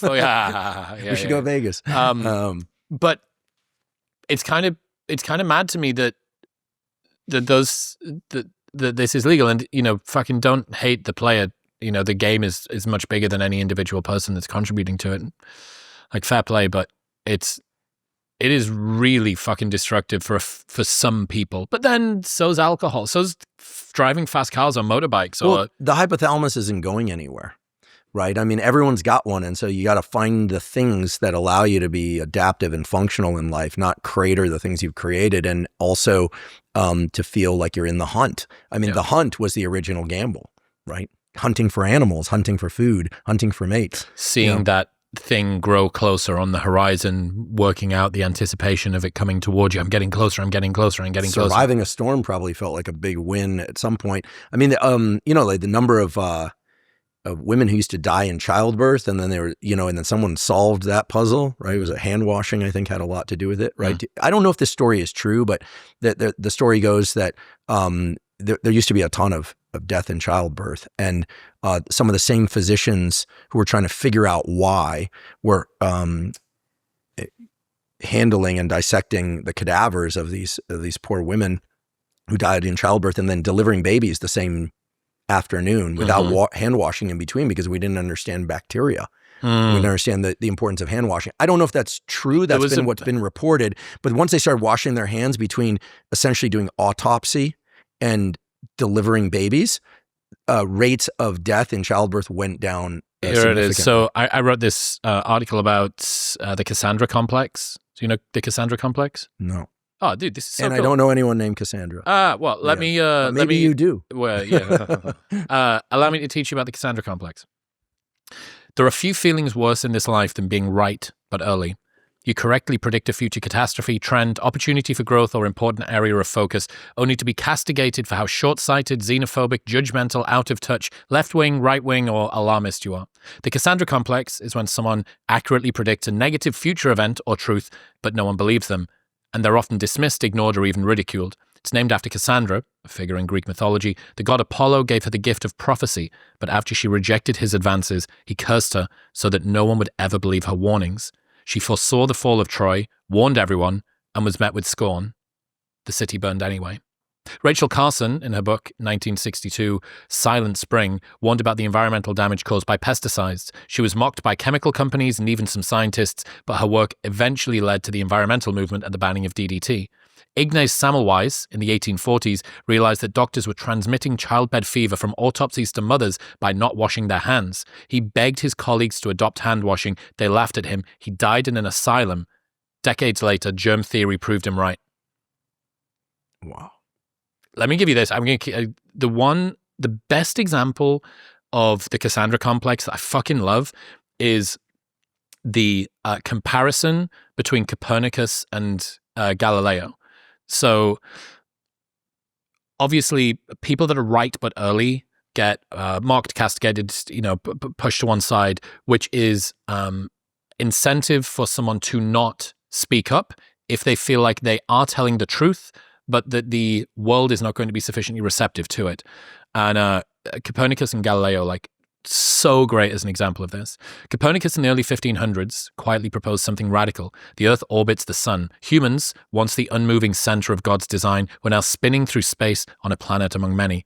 But Copernicus hesitated. He delayed publishing his heliocentric model for decades. His great work, De la Revolutionibus, came out only as he lay on his deathbed, likely to avoid the wrath of the church and academia. His truth was too disruptive, and so, for most of his life, it went unheard. Galileo, a century later, took that same Copernican spark and shouted it from the rooftops. He saw the moons of Jupiter, the phases of Venus, and the imperfections of the moon's surface, all evidence that the heavens were not as fixed or divine as taught. The church responded with fear. Galileo was dragged before the Inquisition, forced to recant under threat of torture, and sentenced to house arrest for the rest of his life. In retrospect, it is not surprising that Copernicus kept his mouth shut, given how Galileo was treated. This is a core truth of the Cassandra complex. Being right isn't enough, and being early can feel like being wrong. Wow. Yeah, much lesser example than what you just described, but the glymphatic system was discovered many years earlier by a woman at NIH, at University of Maryland. A larger, more powerful scientific group tried to repeat the experiments, made a methodological flaw, couldn't repeat it. Everyone believed them. There's no lymphatic system in the brain. Fortunately, she became an NIH program officer, which is somebody who has some degree of control over where funding gets directed, and funded the work that later verified her findings. But it was purely by virtue of the fact that the power structure was arranged in a certain way. This happens a lot in science. I think you'd enjoy, Chris, that everyone thinks of Darwin and natural selection, and but there was another guy, Alfred Russel Wallace, who essentially discovered all of it in parallel, and should have been elected to the Royal Academy and all of this stuff as well, like Darwin, but was not in the club, in club. And Darwin knew it, and actually was from what I understand, very conflicted about not sharing the credit. Yeah, it was only because of that rivalry that Darwin ended up pushing his study out, his work out, right? I think he had it, he sat on it for a while, he wanted to work on it more, he had a little bit of sort of hypervigilant uncertainty and insecurity about himself. And then finally, upon hearing, I might be beaten to the punch, published. Is that right? Yeah, nobody associates Alfred Russel Wallace with the theory of evolution, natural selection. Most people don't even know who it is. Because my dad's a physicist and because I grew up in science, I know a lot of these stories. I know a story of, I'll keep this intentionally vague. There's a very, very famous and accomplished physicist that probably should have won a Nobel Prize, but he made one error, which is that he stole the girlfriend of one of his graduate students, married her. That graduate student did reasonably well. It must be very uncomfortable to work in the lab where your girlfriend is now sleeping with your boss. He went on to marry a Swedish woman, And let's just say that guy that stole the girlfriend never won a Nobel Prize. The Swedish community is very close knit, So, I mean, the number of stories, I could tell you story after story after story like that, but I try and avoid those stories, even though they're true. I'd much rather tell stories about the great scientific discoveries that were made. Goes right. That's when stuff goes right, because, that stuff's very enticing. It's the drama that we, are drawn to as humans. Just naturally, we have a proclivity for that. But I think that there's so many stories of people making incredible discoveries through serendipity and hard work and things like that. So, I mean, that's the good stuff. And so I always try and, if I mention a story like that, I like to balance that out and remind people that I do think that most scientists are well-intentioned. I do think most physicians are well-intentioned. I just had a guest on the podcast, David Feigenbaum, who's a physician at UPenn. And scientist, and he was a football player, big dude, Jack. He's like 6'3", Jack. He's playing football. He's in medical school, and he gets this Castleman's disease, which is a cancer-like a disease of the lymphatic system. He's told that he's going to die. He basically was near dead, and then he decided to just start trying all these already approved prescription drugs that nobody thought had anything to do with Castleman's or cancer. And he's alive now 11 years later, and he's developed this not-for-profit called Every Cure, where is completely not-for-profit, and his lab focuses on taking all the diseases that we have, like 14,000 diseases we have no treatments for, and taking existing approved drugs that basically stand to make companies very little money because they're all in generic form now, and using AI and doing these things in combination. They've saved kids from nonverbal forms of brain illness. They've saved people, adults and children from cancers. Turns out that women who have breast cancer surgery that involves lidocaine as a local anesthetic have a 30% less chance of getting having a recurrence. Yeah, right. Different uses for aspirin for colon cancer. I mean, and so his belief, repurposing old drugs for exactly current unanswered. So his belief as a physician, as a card-carrying member of that community, is that the field of medicine has many cures in hand and excellent treatments in hand for the things that people are struggling with. So then when I hear this stuff about, low-dose lithium, everyone's, maybe pinging that once a year for offsetting the potential for Alzheimer's, or now we're hearing a lot about the particulate in certain air pollution, might be one of the primary players in causing dementia. When I hear this stuff, it's like we need to be testing existing medication. So the field of medicine, the fields of science, as having been in this field of science for a long time, although now I'm in public education, still a faculty member at Stanford, the key thing to understand is that it is a business of people. There's a sociology to the business, just like there's a sociology of podcasting and media, which, is a discussion to itself. But this is actually what really made me understand Rogan a lot better. I remember at one point, some years back, I asked him, I'm like, where does your kind of like belief or skepticism in certain things come from? And he just looked me dead in the eye and he just said, because I know people. And anyone that knows Rogan knows he has a lot of different kinds of friends. And he interacts with a lot of different types of people. Yep. He's not narrow. He's extremely broad in his interactions, not just on his podcast. And I realized in that moment, I was like, okay, got it. He casts this really wide net, but he has a very selective filter about what he integrates. And it's because he understands people, the good and bad aspects of people. Yep. And I think that's the kind of acumen that is only developed through life experience. And if you're a scientist or you're a physician and you're very entrenched in your field, you can be the best oncologist, the best ophthalmologist, the best neurologist. And if you're considered the best because of your knowledge within that silo or even multiple silos, but you don't have life experience and know people from different areas of life, I guarantee you are not the physician I want to be treated by or that I want a family member treated by. Yep. Because you have to understand not just the information and the source of the information in terms of paper and rigor and laboratory. You have to understand the motivations and almost the personality types of the people behind that work. It's so true. I mean, this was the beautiful baptism of running nightclubs for so long. I met 1 million people in person. And their inhibitions are down because they're absolutely drinking. And some things are tuned up. Aggression or openness or the humor or whatever it is that they're trying to do. It really reveals and kind of, I guess, exaggerates who people are. But fuck, like you become really, really good at judging people and really, really good at assessing this person's motivations. How sort of real is this? It's been a couple of times on the pod where I've sat down with someone and I'm like, I don't know what to think about this person.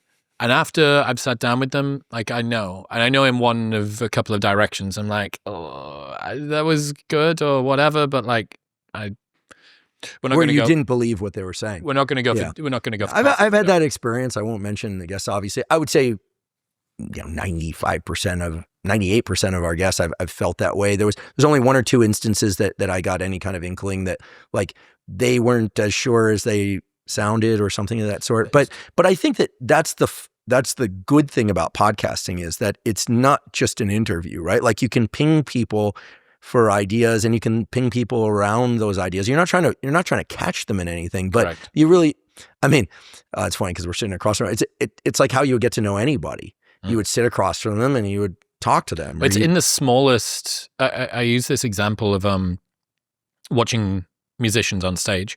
So one of the things that I find coolest about anybody that does anything a lot is not them doing the main thing. It's their transition activities within the thing. So for instance, I spent a long time at university. If you put a pen in my hand, it just immediately starts moving through my fingers. I can't. You're one of those. I tell my students, if I look out and I kind of blur my vision, I'm not teaching in the classroom much these days, although soon I will again. And it's like watching a bunch of propellers. A Mexican wave of pen twirling. Yeah, I just because I did. I put a pen in my hand and I do that. One of my friends, Zach, the way that he takes, if one of his guitar picks goes while he's playing, he's warming up for me on tour. If one of his guitar picks goes, like the way that he fucking like just seamlessly snags another one, like that's what's fucking cool, because that is this moment of unconscious betrayal of pattern. Would be a way to think about it. A drummer that like snaps a stick and you'll just see, and he'll switch seamlessly, or he was playing the hi-hat with his right hand and his right drumstick goes, so he'll switch and you'll see him move with his left and then it's back out and you're like, dude, that's so fucking cool. I love seeing people that are the way that the guys will set up their cameras. Like I'll see the guys taking a shot and they'll need to change something, and I'm like, you just did 6 things in 2 seconds. It's like hyper proficiency. It's so fucking cool, right? I think that's so sick. I want to touch on what you said before, which was sort of the fixation that people have, different groups have on stuff. What do you make of the attempt of legacy media to get more high quality protein into a political issue? I think this has been one of the most interesting patterns to see that like protein has become politically coded somehow. And obviously this is kind of for the health and wellness industry, kind of old hat now to talk about like prioritizing protein is something that you probably should consider or at least be aware of. But yeah, what do you make of the fact that protein consumption has become politicized? And resistance training for a little while, although I think the wave caught to stimulate the idea that everybody, men, women, young and old, should be resistance training. So you can no longer like kind of bro science resistance training. Mm-hmm. Although I have to say, even though I have respect for certain elements of bodybuilding, I do think that the bodybuilding culture, I think, has kind of distracted from what's possible with resistance training as a positive health stimulus. A lot of people are still averse to it. Because you look at people who are bodybuilders and don't exactly see the picture of health? Yeah, and I think it's also the way that bodybuilding changes the entire relationship to food in general and to life in general. And anything that's so, I think Dorian Yates is an amazing athlete, right? I can think of him as an athlete and what he did and the way he did it. And I knew Mike Mentzer, and he was the one that... You knew Mike Mentzer? I knew Mentzer. No way. He sold me my first training program by phone. I can tell you the story. I'll tell you that in a moment. Sick. New Mentzer, I read about him in my book that comes out later next year. New Mentzer, had a lot of conversations about Mentzer, not just about resistance training, but also about school and philosophy. He was one of the people that really encouraged me to get serious about my academics. Wow, Mike Mentzer was part of your origin story. Yeah, Mike Mentzer, who I'll get back to the trad media thing, but yes, I signed up for a program. He's the reason why still to this day, since I was 16, 15 now, as I mentioned, still train 3, maybe 4 days a week, not one set to failure, but keeping set volume low. One thing that isn't advertised a lot, Mike didn't talk about in his seminars, is that a lot of what determines total set number is how well you can like really direct the effort toward the muscle you're trying to target. So some people are exceptionally good at that. I think Dorian was. Other people, like, no matter how hard they try and curl with just their biceps and forearms and anterior delts, like it's going everywhere, you know? And so a lot of it is about being able muscle connection. But one thing he was very clear about is that as you get better at training, the neural component of contracting the muscles that you're trying to contract, you actually can get by with fewer sets because you're able to direct more intensity to those muscle groups. So over time, I found, I probably do somewhere between 6 and 8 sets per muscle group. But with 2, I can not slaughter the muscle, but I can get where I need to go. But I like training, so sometimes I'll do more. But yeah, Mentor was great. I signed up for this program. My mother was like, I was 16 or maybe even 15 years old. And she was like, why is this grown man calling the house? Because back then you do like a phone consultation. And Mike didn't talk, Mike barked. He'd be like, listen, and the only thing, you know, and he would say, he's like, and the number one thing is you don't want to listen to anyone else besides me. He told me, he said, most people in gyms are explicative morons.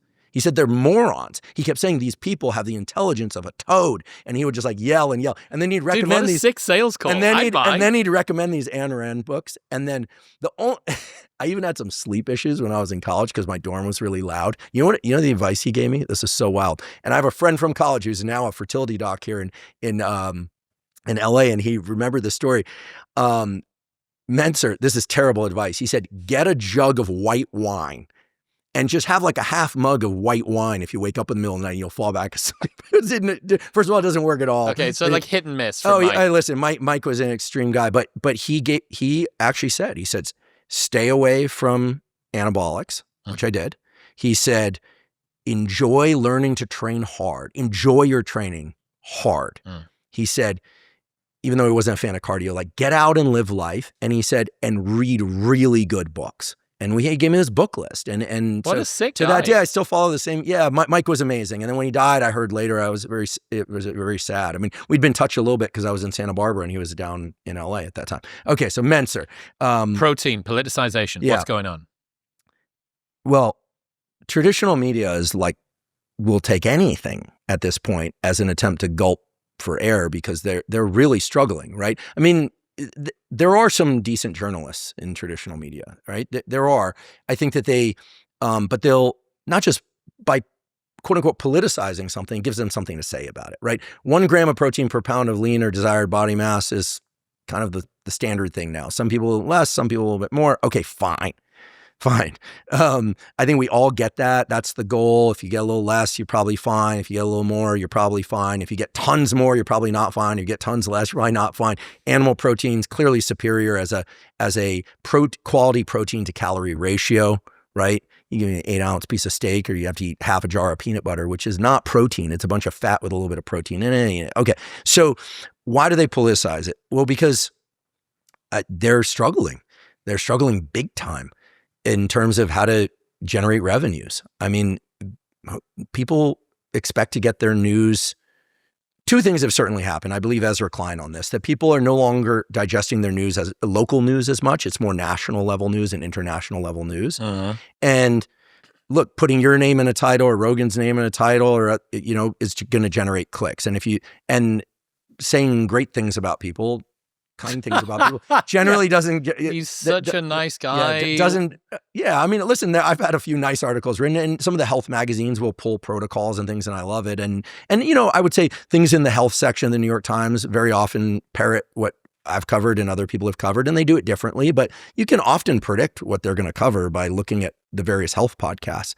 Peter's, etc. Peter was just on 60 Minutes, Peter Attia. So yeah, I texted him about it, and he said, nice to see traditional media not accusing me of something unspeakable for once. Yeah, I mean, they seem to focus a bit much on like how much he charges his clients and this kind of thing. The fact that he said that was a sort of clean and fair interview, despite the fact that there is some fuckery going on in there. Yeah, it just goes to. I mean, well, listen, to say they're losing power is an understatement. They've lost power. To some degree, there's still some trust there from a number of people. And to some degree, every topic, health topic in particular, seems to go through the same arc. It's like nobody knows about it except in niche cultures. Let's just take the glymphatic system. Nobody knew about it. This one woman discovered it. It was not suppressed, but it was kind of knocked back. Then it came out as all the rage. Then a few years ago, there's a study, not as much glymphatic clearance as we thought. And you occasionally someone say, oh, it's not a real thing. One mouse study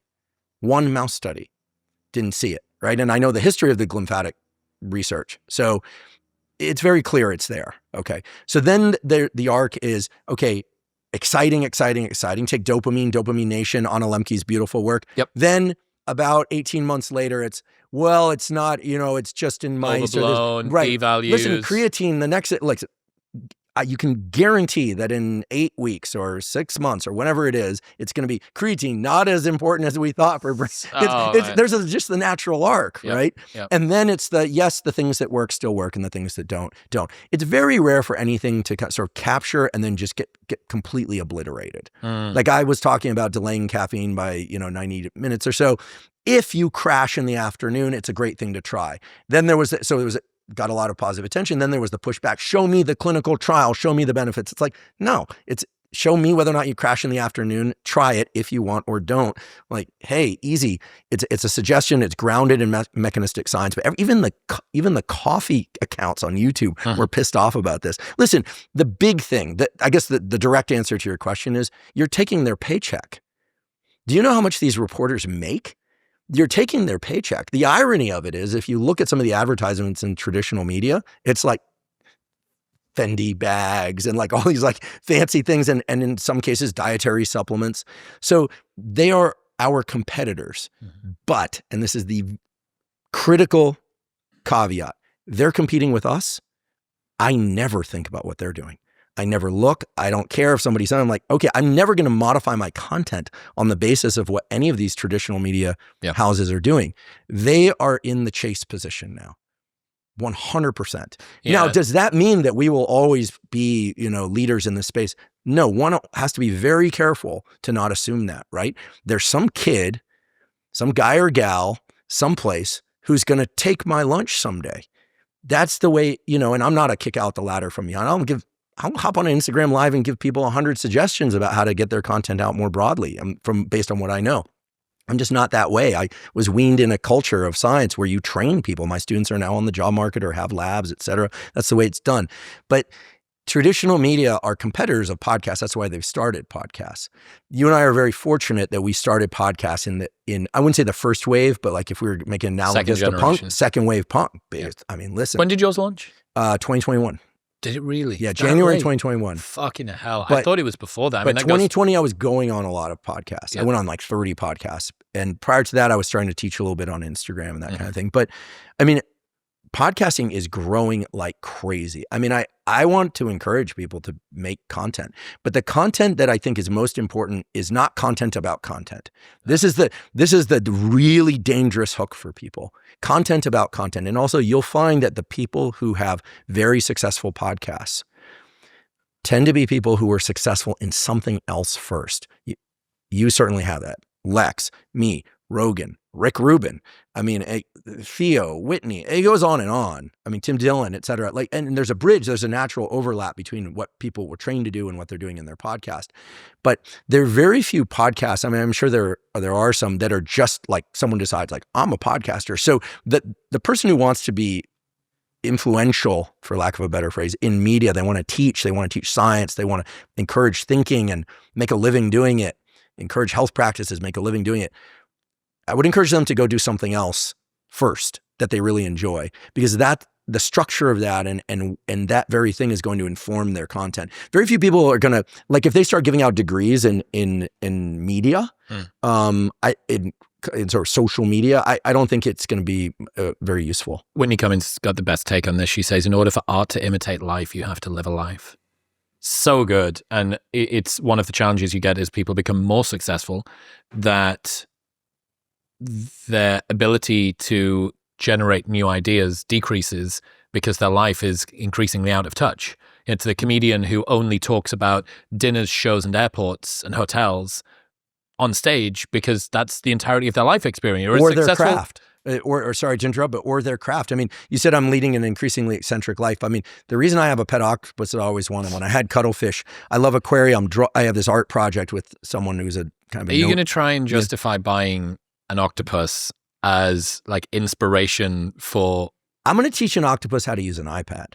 Okay. And I'm going to decode what the camouflage patterns of the octopus mean for thinking. Is it a mimic octopus? What is it? No, well, right now I have an Indonesian octopus that's not very interactive. I want a Pacific 2 spot. This is a whole thing. It's going to open up some trauma for me. But no, I'm just kidding. But I'm getting a new octopus soon. A Caribbean Day octopus is probably on the way. But the idea is actually to use AI to try and deconvolve what the octopus is thinking and maybe even communicate with the octopus. They are very smart. I had 40 cuttlefish in my lab in San Diego. They are so smart. And they're also cephalopods, cousins of the octopus.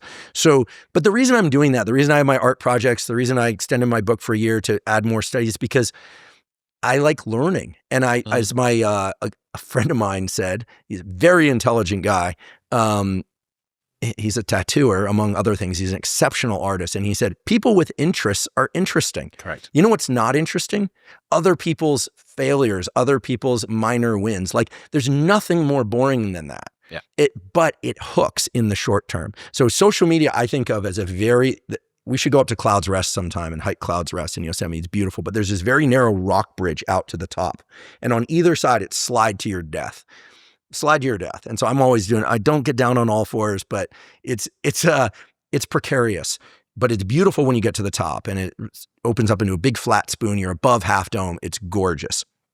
I go there as often as I can, but on either side you fall to your death. And I always think of the internet and much of life like this. On one side is the fall to your death that is numbing out by going online. Mm-hmm. And the other one is drama. Mm-hmm. Like, I don't want to name names because I don't want to give it any more. Like, recently there was an online drama in the fitness community, and I was like, I unfollowed a bunch of accounts. I was like, this is the most boring, stupid thing I've ever seen in my entire life. And this is seeding my thoughts. Yeah. This is seeding my, and like, I got to go back to reading good books. I'm going into my basement, Yep. So you're allowed to unfollow accounts that you're not learning from or that are pulling you into either numbing out or drama. The drama piece is very serious because it gives the illusion that there's something meaningful there. But you realize this is just like, it's nothingness. That's a fascinating way to look at it. It is kind of the empty calories of the content world that you leave this having been given the sort of simulacrum of learning something.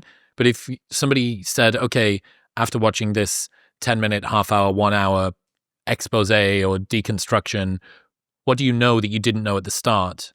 You go, well, I know about what this person and this person said to each other about each other and how the interplay.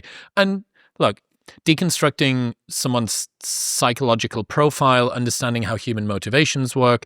I'm fascinated by the way that sort of social interaction, hierarchies, status games, all of that stuff. But I'm not learning that. I'm not reading The Status Game by Will Storr. Well, you're a thinker. I mean, so when I mentioned this rock bridge, I mean, it's the visual I keep in mind when I'm trying to get into solid work or solid thinking or going on social media. Like, there's a narrow band of very useful things to learn and participate in. I think that infinity of bullshit on either side. Numbing out or drama on either side, the fall to the death, little by little.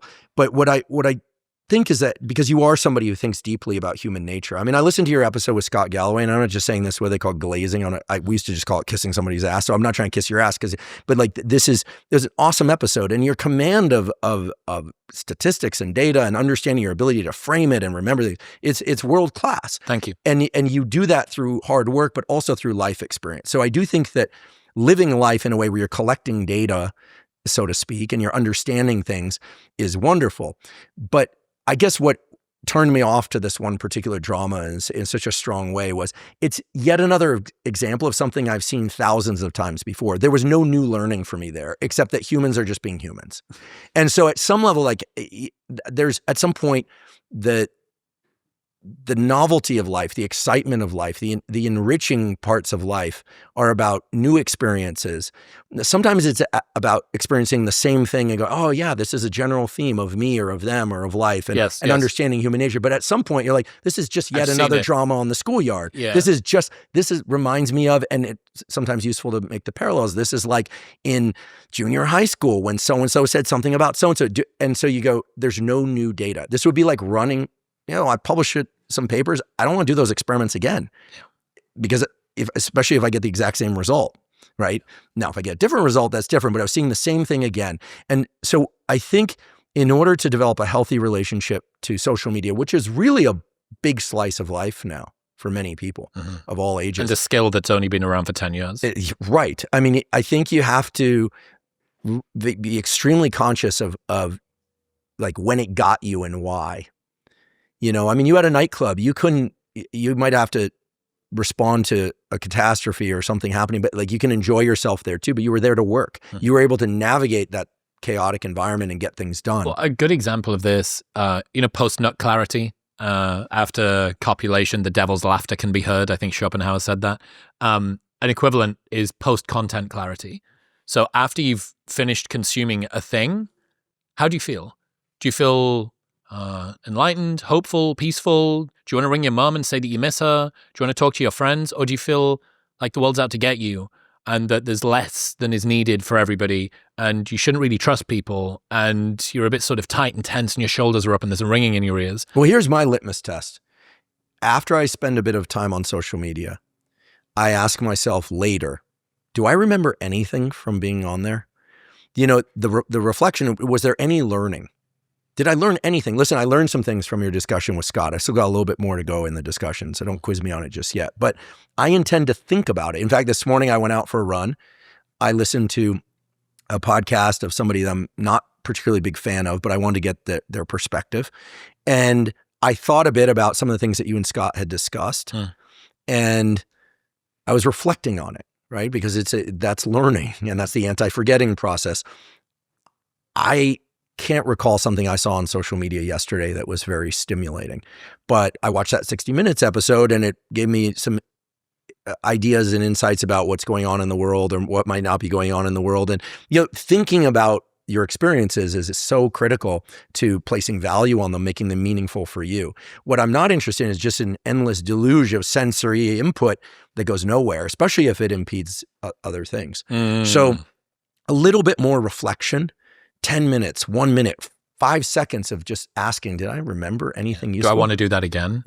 As opposed to just the infinite wheel. You mentioned, I think this is a fucking great take, the arc of something new gets introduced. There is excitement, there is reaction, there is criticism, and then usually acceptance, presuming that this thing is like true or valid or whatever. Yeah, like creatine, right? It's been around forever. I was laughing so hard. That's what I want to talk about. So what do you think is the next frontier for public acceptance? Because I would say vitamin D3 was check. Yeah, that's already done. It's gone through the cycle. Correct. It's out. We should actually plot this out. It'd be fun to do a post. We should do a post together, which is, by the way, public careers follow the same trajectory. You show up, people are like, who's this person? Then it's like, oh, you're very excited. Then there's always here's the flaw. Fall from grace. And then there's a very simple equation as to whether or not that they are going to continue to have popularity. Very simple equation. Was the sort of event more useful or interesting than what they contribute? And if the answer is, yeah, that was actually more exciting than any one thing they'd ever said in terms of usefulness, then they're gone. Yeah, they're owned by they the scandal. fade out at different rates. Their half-life and it disappears. But if what you're providing is useful, if people still want you around, so to speak, it outlives that. I mean, this recent drama, I don't want to dance around it too much, but this recent drama, I was like, nothing could be more trivial or stupid, but I realized the reason it's probably, I'm not portending this and I don't wish ill on anyone, but it's probably going to pseudo end the career of this online person is because it was much more interesting in its drama than any value add that they had given. Oh, that's interesting. Yeah, and they had projected a fair amount of arrogance in their delivery of content and things. And if you do that, you're setting yourself up, right? That's a big attractor early on. Oh, people like a sort of deserved downfall of the person who's out of touch, 100%. Yeah, there's no coming back from that in a real way. Okay, so vitamin D3 has been through the cycle. Creatine is in the cycle. Right, creatine is so currently... protein. So is it vitamin? I would say vitamin D came first, then protein. Right, protein, and the protein thing is politicized a little bit too because there's something about meat that's considered right coded. Yeah, which is and then creatine. You know, the reason that creatine I don't think is going to get politically coded is it's been so heavily pushed by women for women. Rhonda Patrick, a lot of like Kelly Levesque, if you know her, super hardcore female-led audience. It's important for women, despite the fact you're probably going to gain, 3 pounds of weight. Water weight. Yeah, weight. Yep. Your scale's going to be heavy. Maybe you're going to look a little bit fluffier, but you can get rid of it by stopping it, right? It's, it's like having a scale that's off. It's like as soon as you... Curves are in. Yeah, true. Okay, that's the one way in which things are not mimicking the 90s when everything was super wafy. I mean, I came up in the 90s when it was like the expectation on women was really exceedingly harsh. Do you know the environmental security hypothesis? No. Sit back. Let me give you this one. Okay. So there is evidence to suggest that men prefer thicker women during times of economic downturn and thinner women during times of economic uplift. Really? So if the original study was done on students that were in halls of residence and they were eating at dinner time together where it would be provided by the halls of residence, and they showed men images of women of varying sizes before they ate and after they ate, multiple iterations all over the place. Before men ate, they preferred the bigger women. After men ate, they preferred the thinner women. And you can track the... There's an alternative interpretation. Yes. You can track the sort of public popularity of body size, not shape. Waist to hip ratio always remains the same, typically, but of body size overall to how the economy's doing. And it's called the environmental security hypothesis. Basically, it's a human behavioral ecology stuff. Mac and Murphy taught me about this, University of Melbourne. He's brilliant. It's out of Candice Blake's lab. And what it seems is happening is if you feel secure in your environment, you are not queuing for a mate or, well, she can survive a tough time of a famine because times aren't that tough. Resources are abundant. Therefore, I don't need a woman who can signal that she can get extra calories and is more sort of metabolically well-reserved, you might be able to say. The opposite is also true. And this tracks, the economy tracks with the preference of body size for men. Wild. I love your command of this literature. It's awesome. Yeah. I mean, I just remember the 90s being a time of very like wafy models. And because I was, came up through the skateboarding thing, when I departed from biology before I went back to it. They had models like Kate Moss who were extremely thin. And then, and friends of ours who were skateboarders in New York, like in Washington Square Park, our friend Peter Bisi was kind of discovered in New York and ended up in Calvin Klein ads, like skinny skateboarder, right? Yep. I mean, he became a firefighter. So now he's Jack. He appears still around. He's a super good guy, but and really into his health now and stuff. But we can kind of chuckle about the fact that like in the 90s, like that was the look. Right? It was the Kurt Cobain look, and that whole thing. Yeah. And the larger guys are like, it wasn't Mark Wahlberg back then. It was Marky Mark and the Funky Bunch. Remember? And he was in the Calvin Klein ads with Kate Moss. Look at the size of him now. And he was pretty built then by those standards. So, but now compared to the sort of typical sort of expectation of muscularity in men. That bigflation thing is huge. Yeah. You watch Bigger, Stronger, Faster, Mark Bell's thing back in the day? It's a great movie. Yeah, watched it some time ago. Yeah, it's 2007, I think. Anyway, so D3. Yeah. Protein. Right. Creatine's in it. Creatine's made the cut, although I think because it's a powder and they're trying to put it in gummies, and the flavored versions are really, the flavored Momentous version, by the way, is awesome. It's like, I always had That's the little pastel thing, right? It's like a chewable. It tastes like sweet tarts. They taste too good. They've just, Jeff sent me, in fact, I had them in London. They're candy with creatine, right? Yeah, with 1 gram of like a... 1 gram. Problem is, I've been taking creatine since I was probably 15, 16. I actually do the loading thing where I'll take like 30, 40 grams a day for a week and then cut back to 10 grams a day. And then I do a washout every 16 weeks or so where I stop taking it completely. I know this is very unconventional for a week. and you drop some weight, it's actually interesting to see how much strength you hold on to in that week. This is what I am without the assistance of 10 grams of creatine. I just do it for me. I don't. Well, look, you're talking to the school of fucking Mike Mensa. You're allowed to do what you want. Okay, what's next? What do you think's magnesium. Next? Okay. Magnesium threonate or bisglycinate. I know there are multiple forms, you malate for soreness, et cetera, citrate is a laxative, I would say. But bisglycinate and threonate cross the blood-brain barrier more readily. I would say pre-sleep, 30, 60 minutes before sleep. But, I had our chair of otolaryngology, head and neck surgery at Stanford, okay, came on my podcast, obviously studies the hearing system, and she said that magnesium is protective against hearing loss. First of all, hearing loss, low-level hearing loss, is associated with dementia, less sensory input, okay? Deaf people can be obviously very cognitively strong, but they have other ways of bringing in sensory input. But partial hearing loss, strongly correlated with dementia. Hearing loss, very common after concerts, in industrial workers, things like that.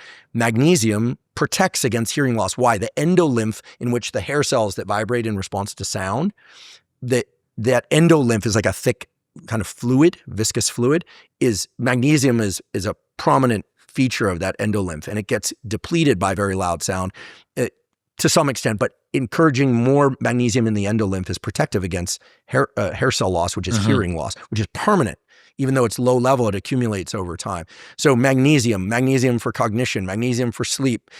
The whole argument that there's less magnesium in the soil nowadays because of the way farming is done, it's just been depleted, so you can get less of it. The virome and the your kale of yesterday is not your kale of today, so to speak.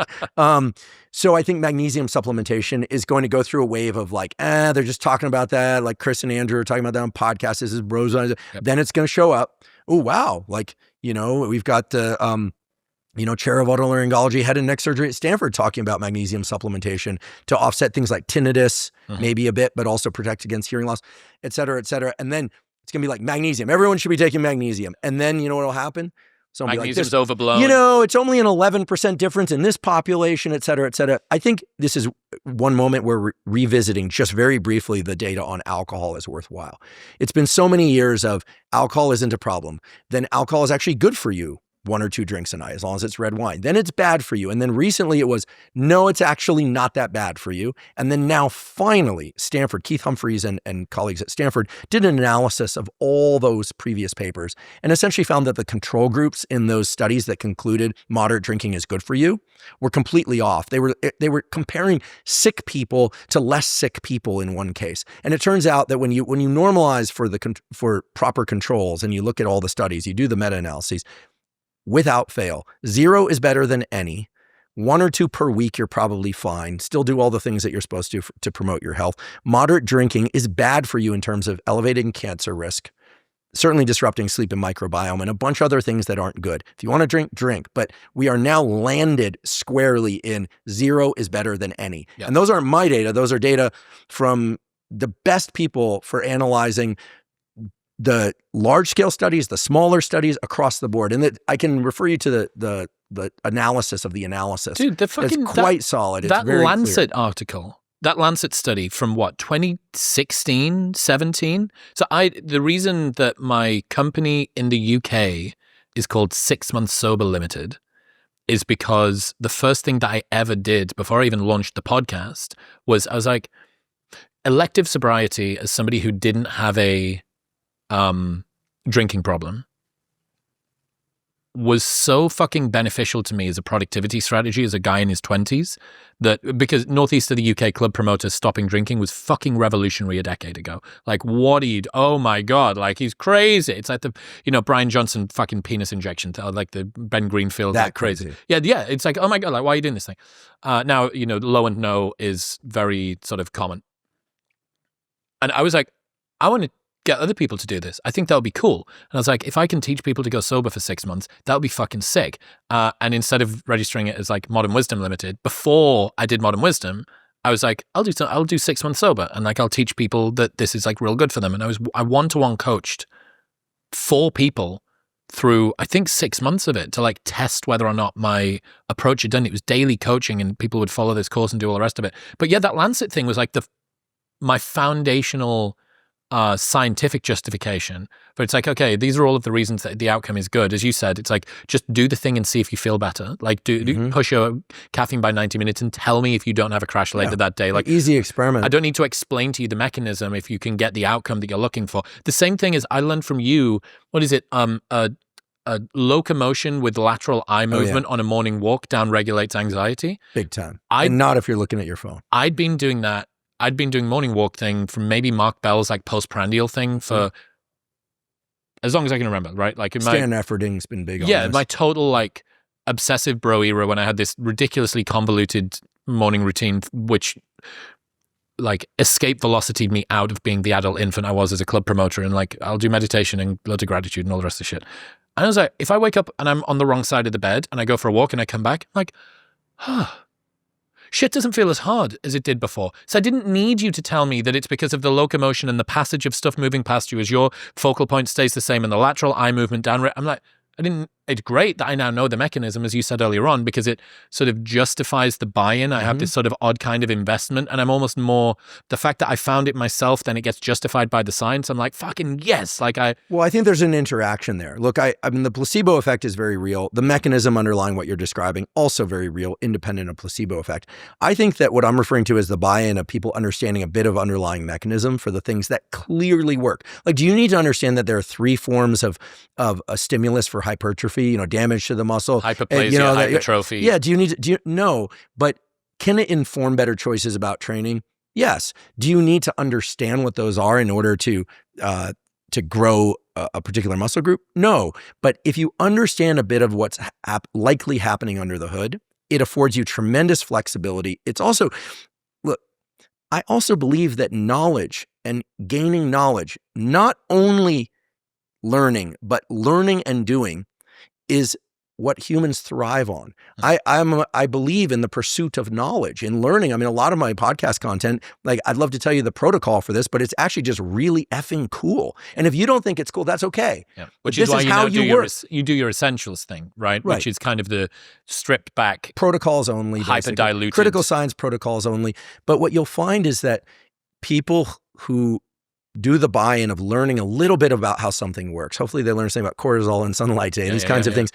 It starts to make sense as to why you actually feel better when you feel more energized. It's not a placebo effect. What you're explaining is why it's not a placebo effect. That's a good, so you get more buy-in. What I think is, for me, is cool, and you said it earlier on, is if you know why this thing works, you can be a little bit more robust and flexible with how your strategy goes. You're not just do this thing. If you don't know why you do the thing or what the mechanism is, even at a very basic level, as soon as you don't do that precise thing, you have no fucking idea what you're doing. Or when things don't seem to go so right. So for instance, if you exercise late in the day and then the next morning you're like, I'm feeling sluggish. Like, is there something? No, actually you had a cortisol bump last night. It's a negative feedback loop. Your cortisol is naturally suppressed. Get a bit more sunlight. The mechanisms, the protocols start to bridge together what to do in case A, B, C, or D, because you understand the principle below it, which is cortisol at one time impacts cortisol at another time through this thing called the negative feedback loop. What Josh Waitskin, the great Josh Waitskin of, I love that episode between, dude, you guys should sit down and have a conversation. I had to text you about it. I was like, this guy, because me and George, my housemate, I have obsessed over Josh, The Art of Learning. He's got another book in progress. I'm going to connect you guys because you guys would hit it off. I fucking love him so well. He comes to the States pretty often. He lives out of Costa Rica. Yeah, he moved down to the jungle at one point. Good man. But he talks about knowing like the principles below the principles. Yeah. Or underneath the principles. So the principles underneath the principles. Those tighter and then tighter circles. Being a practitioner as well of some of those principles, right? And then being connected to people in your field and related fields that deeply understand a stack of principles as well. That's what expertise really is. And this is why, and I'm not taking a dig at doctors, but this is why, listen, recently I had a weird medical thing. I took a new prescription drug because somebody said, then I had what I thought was a vestibular thing. Turns out it was low blood pressure. It was diagnosed in one moment by a superb physician. By that afternoon, I was fine, but I could have just gone down the rabbit hole. I was getting all sorts of crazy suggestions about what to do. Look, just like they say in music, sport, I'll say it for podcasting and in medicine and science, there are levels to this shit. Some people are way better because they have principles understood, and underneath those principles are understood they understand how they connect up and connect down, and they know people. It's one thing for a physician to say, this will handle your cholesterol. But more often than not, what a physician in one siloed aspect of medicine will suggest will create a side effect that will create a job someday for another physician in a different silo. And it's just the way the training is done. And Feigenbaum would say this is also the way that drugs are categorized. This drug is for this, this, and this, and therefore nothing else. And you say, wait, no, that drug could potentially cure or treat many other things. And so he's exploring that in a serious way, and getting results, curing disease, literally. So I think it's not to say that people with degrees are idiots. It's that, let's hope not, all right? I spent a lot of time getting degrees. So, yeah. It's that just having degrees in some cases, not always, are necessary but not sufficient. But what is absolutely necessary and sufficient is to understand the major principles, the principles below those, and how those connect, and then to be able to contact people and to talk to people and to be a practitioner. It's very clear to me that your training as a nightclub owner informed you so strongly about human nature, also about biology, not just because you were staying up late and sleeping into the day, but the themes of what you experienced and learned are carried forward in the themes of every discussion that you have. And that's what being a real expert is. This is why Derek from More Plates, More Dates, love him. The first time I saw it, I was like, what's this guy? What's these guy's credentials? The guy's credentials are, he's an actual expert, a true intellectual and a true expert practitioner, understands something at every level of granularity. He's a perfect. And Derek is a really good example. Great example of sufficient, necessary but not sufficient, given that he's outside of academia. He's not doing. The academics are now going to him. Yeah. I watched Peter Attia, who's a physician trained at Stanford and Johns Hopkins, asking Derek about hormone. And holding each other on a rope. And Peter's a super smart guy, and he has his expertise. And so what you saw there was people who have different stacks of principles connecting. It's so cool. Right? All right. I got to ask you this. You mentioned protein, kind of or at least it's vitamin D, creatine, vitamin D, protein, creatine. I think it's going to be magnesium. But what about diet? And if I was to put my little bet down from what the whispers, as Rick Rubin would say, that I'm hearing, fiber, I think, the push toward fiber, because it's kind of been the forgotten element of diet. I think that I'm beginning to hear an awful lot more about that. I think in a nuanced way, I hope, because here's the deal. I had Mike Snyder, our former chair, or maybe still current chair of genetics at Stanford. He talked about blood sugar regulation, incredibly smart guy. He's really into biomarkers, and he's almost 80. You got to look at it. He looks like he's 55. Incredible health. And he and I were discussing that certain forms of fiber cause inflammation in some people. Well, why a lot of people say they can't eat a lot of vegetables and this kind of thing. Some fibers inflame the gut and body of certain people. Other fibers do the opposite. Justin Sonnenberg and Christopher Gardner ran a study looking at low sugar fermented foods versus fiber effect on the gut microbiome. The outcome was very clear. Eating low sugar fermented foods decreases the so-called inflammatome, they call it, as opposed to genome, et cetera, proteome. Okay. So reduces inflammation body-wide. So eat low sugar fermented foods. Sauerkraut, the brine, kimchi, beer doesn't quite count. Kefir. What's that? Kefir, these sorts of things. Yeah. So people can pick their favorite ones. I'm not a big kimchi fan, only because it's cut too coarse. If they would shred it, I would like it, but it's I have a hard time chewing it. Dude, kefir is the hack for this. Kefir is great. I love the full fat Bulgarian yogurt. I love Greek food, but Bulgarian yogurt makes you're Greek a Bulgarian yogurt. Supremacist when it comes to the yogurt world. Careful, you call me a Bulgarian supremacist. It'll be the Bulgarian people seem like very nice people. I've known a few. Yep. But the point was that low sugar fermented foods reduce inflammation. They support the gut microbiome in a major way.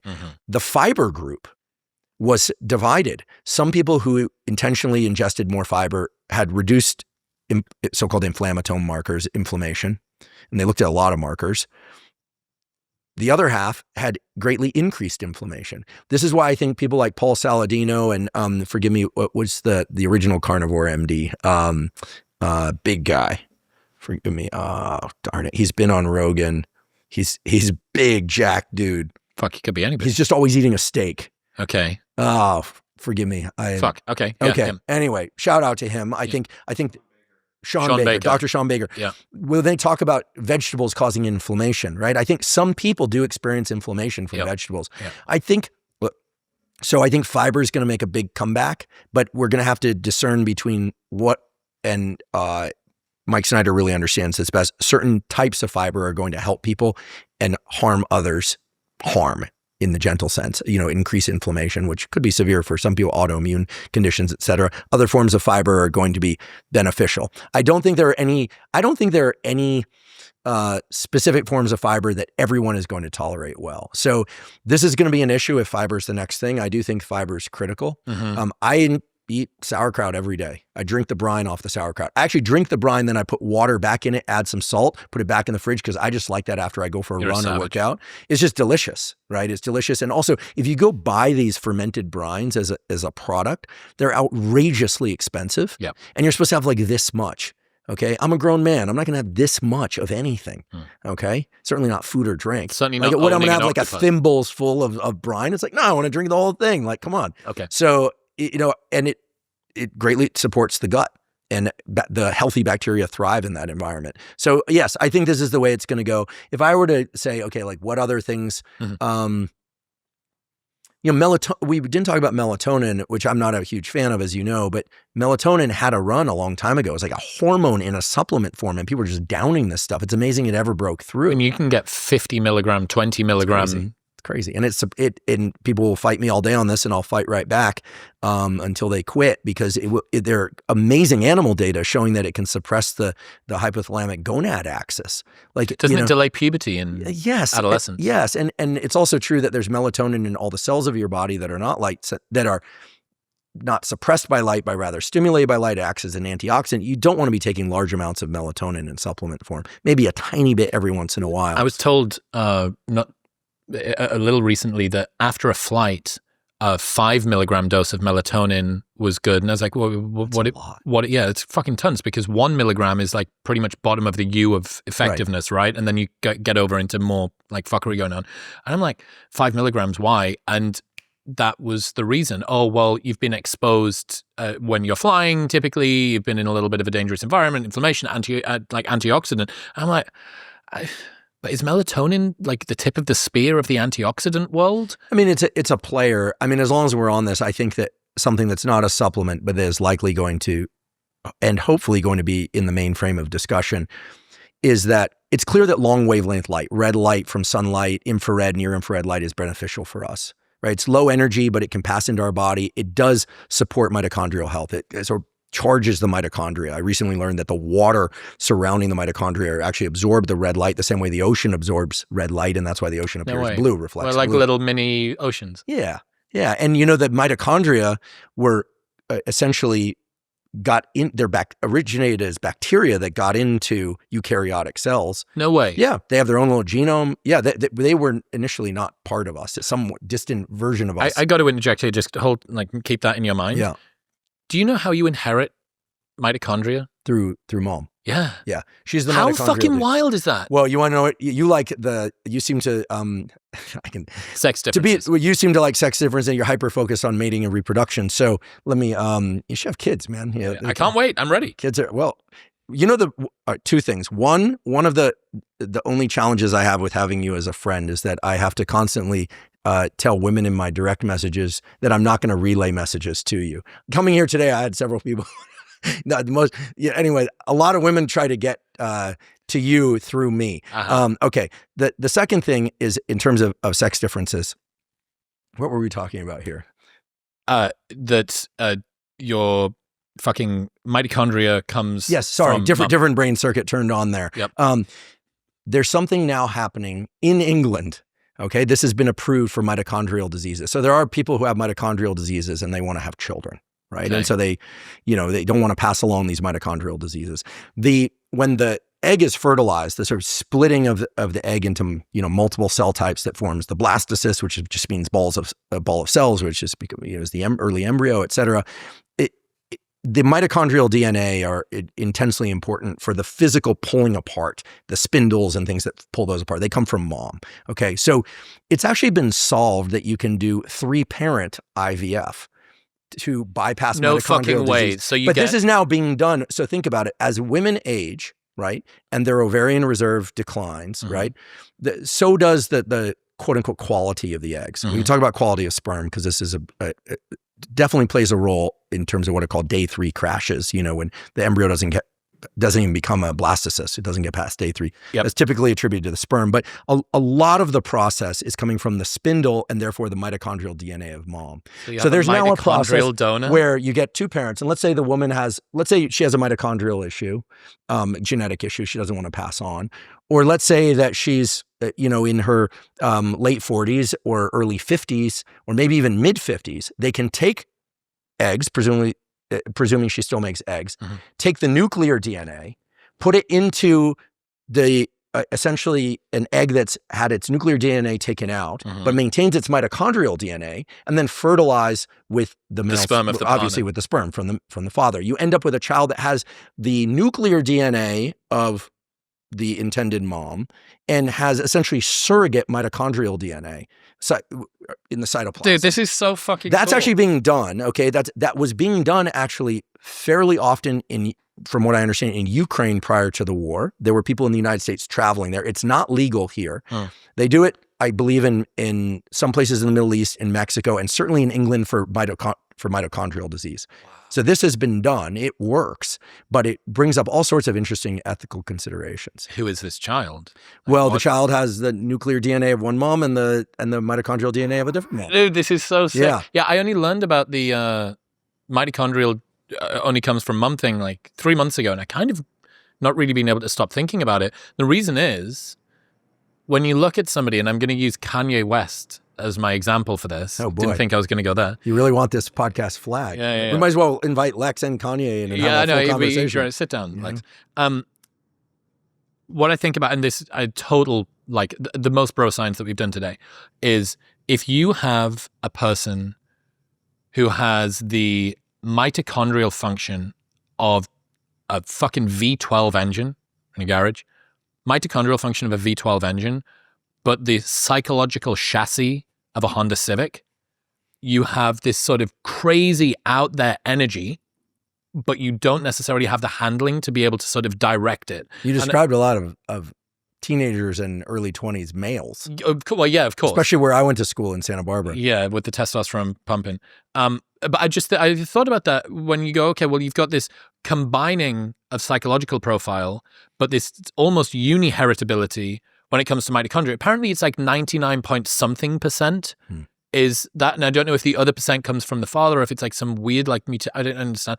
What was it? Mito something. I did a mitochondrial test. So I've sent off a bunch of cheek swabs, which will be cool. I'll get to see those when I come back home. Anyway, I just thought about mum could be like this powerhouse, or the opposite. You could have quite a low mitochondrial function, however that presents, energy, disposition, all the rest of it, but kind of the psychological predisposition of somebody that's like a fucking hard-charging go-getter, lots of conscientiousness, industrious, highly disagreeable, low politeness, all this stuff. I just thought it was real interesting about how those combine. Well, you're still going to get it. Absolutely. You're still going to get genomic DNA from mom, right? Those 23 chromosomes. I mean, you're going to get genomic DNA from mom and from dad. What's really a mind bend, no pun intended, is there's a woman whose laboratory is at Harvard named Catherine Dulac, who's a luminary in the field of neuroscience, who did some beautiful experiments showing that different brain areas are genetically identical to mom or to dad, even in you and me. You have entire brain areas that are 100% the genes from dad. It's a myth that every cell is a 50-50 mix of genes from mom and dad. Independent of the mitochondrial DNA piece, right? We're talking about genomic DNA. In fact, they did some marking studies, and you could actually, you see this two ways. You can do it if you mark the cells and, blue ones are mom and, et cetera. They do those kinds of studies. The more convincing studies, of course, are where you have genes that are passed specifically through the Y chromosome, right? And you can actually either post-mortem or in terms of the requirements of having a gene present in a given brain structure, you can realize that you have brains where a given brain area carries the disease mutation and another brain area doesn't.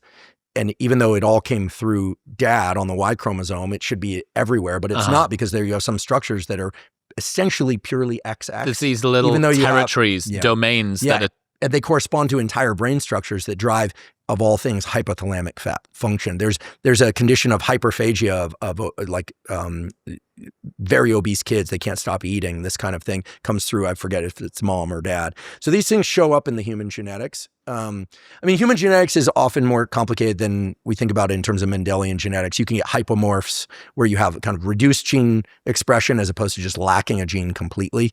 This exists, and we could talk about this for hours. But so when people see an attribute and they say, oh, that you clearly got that from your mom or from your dad, that's actually could be true. Right, that they're much more like their dad in certain ways, and much more like their mom in certain ways, because we're never going to know, but their brain is entirely, and they're actually separated out. Very well could be. It's gonna be fun when your kids play with my kids, and we can, Lex. That's you. Lex and I have this. Well, we're not going to have kids together. I don't want to give people the wrong impression. What I was referring to is the fact that Lex and I always have this discussion about timing the delivery of our independently generated kids.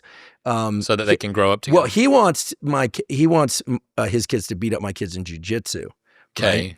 Right? I have more a theory about enrichment of sort of the engineering offspring versus the neuroscience. You're much more pro-social than him. He's very competitive in this regard, I see. Yeah. I mean, I'm competitive in certain things, but mostly I'm trying to compensate for Lex. My interests are so like sometimes I don't really find many people looking at my collection of interests in an overlapping way. I'm going to beat him at octopus training or whatever it is. Well, the octopus raising community is people are a little guarded, but so as a it's a whole thing, man. It's a whole different podcast, a whole thing.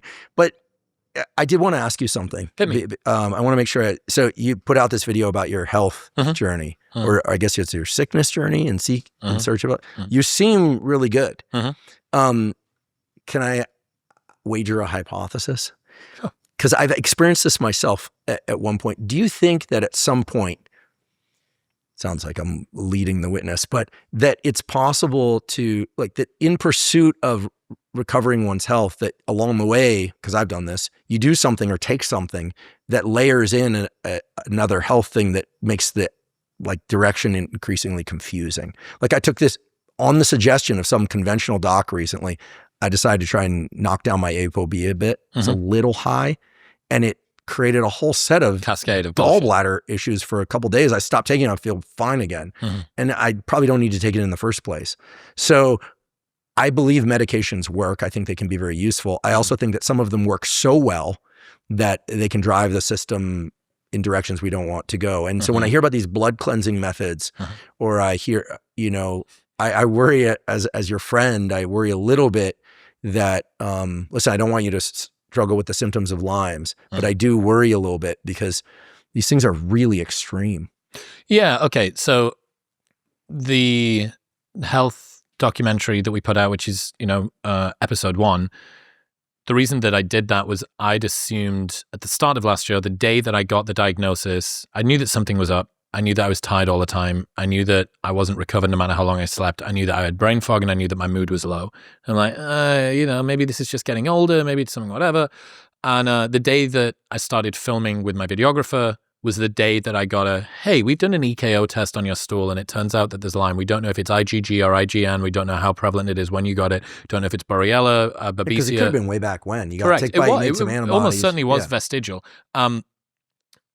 All of the stuff, all of the basic shit that wasn't exciting, I did, right? I did doxycycline. Yeah, doxycycline, minocycline, like all of the usual treatments. This was not me jumping straight to going to Tijuana to have an intrajugular line put in and me live in a hospital. It wasn't me going straight to Vienna to get a fucking hypothermia treatment, like a teaser about what the next episode is. It wasn't me going straight to those. I'd gone through all of the standard Gabrielle Lyon that's looking after me. It's her she's team. Great. And she is as like great Western, person, great physician. Western by the book as you're going to get, but she's just a bit more like integrative than most people would be. So we're trying to make changes to diet, and we're trying to make changes to, well, my training had to get backed off from like 10 out of 10 to 6 out of 10 for a while. And maybe we need to do. And then I had a fucking a migraine with aura that I thought was a stroke. I thought I was having a stroke. So have you ever had a migraine with aura? No. Okay, you know what they are? It's like a ring. So some people get it visually, but other people get it olfactory, and I get it olfactory. So I'm on an assault bike doing Norwegian 4x4, fucking Rhonda Patrick, and my heart rate's coming back down. It's been at 165, 165, something like that, and it's coming back down, and like it was as if someone shoved a piece of burning toast under my nose. Like that was all I could smell. That worries me because normally when somebody gets the sort of phantom smell of burning toast, we worry about temporal lobe seizures and so immediately strokes. That's why I'm like, this is how I die. I die on an assault bike in On-It Gym, Austin, Texas. It's kind of bad. This is how I fucking got. But I was doing Norwegian. It's not super badass, but it's Fuck in the right me. direction. Is that how I get taken out? At least you weren't just like on social media. That's true. Yeah. So anyway, I immediately go and get a CT scan. No, it's not. I go in to get a transient ischemic attack, TIA. Yeah, I'm like, we go and do another one with contrast. So now I've got fucking gadolinium in me, and I'm going to have to like detox the gadolinium. They're giving people creatine after TIAs now. It doesn't surprise me. It's neuroprotective. Anyway, so like the amount of shit that wasn't included in that vlog that I went through, like hundreds of sauna sessions with cholestyramine or charcoal body wash as a binder to try and like get the mold out of me. And so what, you had mold and Lyme? Oh, the litany of things. Mold. I mean, I saw that in the video, but the mold was confirmed. Mold was through the roof. I've done, who does Total Tox? Can't remember who does the test. Anybody that's got it, Total Tox is kind of the gold standard test. We're going to need to chelate our metals after being in this garage. Right, that's true. It smells like bumper in here. Heavy metals were in there, BPAs were in there. But I mean, the problem is, and I said this in the doc, if you do a huge battery of tests, loads of shit's going to come back and be out of whack. But if you don't feel bad, it doesn't matter. Yeah, if you have antibodies to chocolate or strawberries, you probably developed those as a kid. Yep. And I love dark chocolate and strawberries, but I'm sure I make antibodies to them. That doesn't mean I have a food allergy. Yeah. Right? So if you do a lot of tests, stuff's going to come back. And what you're doing is you're basically like a Guess Who, Sherlock Holmesing your way through a list of potential suspects for why you don't feel good. And one of the problems that I found and have found since the doc came out, even though lots of people, especially people from like the MECFS community, chronic fatigue syndrome stuff. I had tinnitus for a long while. Like that community was like, fuck, like somebody is talking about this and they're saying it's kind of a silent like suffering that nobody really appreciates. And this was met, at least in large part, by people going, Chris looks fine. This is all psychosomatic. It's in his head. It's because he's pushing himself too hard. It's because of blah, blah. That makes it worse, right? And I'm certainly not suggesting that. I mean, I think you're doing an important public health service by talking about these things. I think I'm hearing more and more lately from people, young men who took drugs to avoid hair loss, post-finasteride syndrome. The medical community, the standard medical community thinks it's nonsense. But you talk to these guys that are having serious and at least till now permanent, hopefully some of this stuff can be reversed, sexual health issues, psychological issues. I mean, it's cratered the lives of a lot of young guys. And there's actually a scientist physician out in Florida who I may end up hosting on the podcast. There needs to be more discussion about these things. I always thought that you could kill Lyme with high dose or just long duration doxycycline treatment. And you found it helped or didn't help? Yeah, it helped, but there's just, when you start to get deep into these things called fish tests, you do a fish test for it. And I'm working with like Dr. It's like fluorescent in situ hybridization. Yeah, there's this Dr. Carsten, who is a German guy who's like the number one on the planet. Matt Cook out of San Francisco, San Jose is the guy that's leading this like more name sounds forward thinking. He does a lot of stuff, forward thinking, sports medicine doc who's now doing peptide stuff. And just not quite right and not quite fixed. All of that is to be said. I got inverse pretty privilege, which is you look fine on the outside, you're in good condition, you're a young dude that seems to still be performing at an okay level, but it's kind of the same as saying to Usain Bolt, oh, you ran a sub 10, you must be great. It's like, yeah, but I should be running like 9.54s or 9.5s. And I know where I'm supposed to be at, and I know where I want to be at, and I don't want to like surrender to entropy in this way and just accept a lower standard of living for myself. Sure. And that was the main thing I wanted people to take away was like, there are so many people who don't have the inclination, the time, or the resources like I do to be able to text you or Atir or fucking Rhonda or whoever I want or Matt Cook or fly to take time off to go to Mexico or do all of this bullshit that are just like, this is life now. This is my life now. I'm just a bit more forgetful. I don't think I used to be that forgetful. Yeah, I fall asleep at 8 p.m. I don't think I used to fall asleep at 8 p.m. Yeah, like my mood's a little bit low, but maybe it's just because of, and it's explained away and explained away and explained away by lifestyle, environment, psychological disposition, aging, something. And you're like, oh no, there are chronic underlying infections that you've got.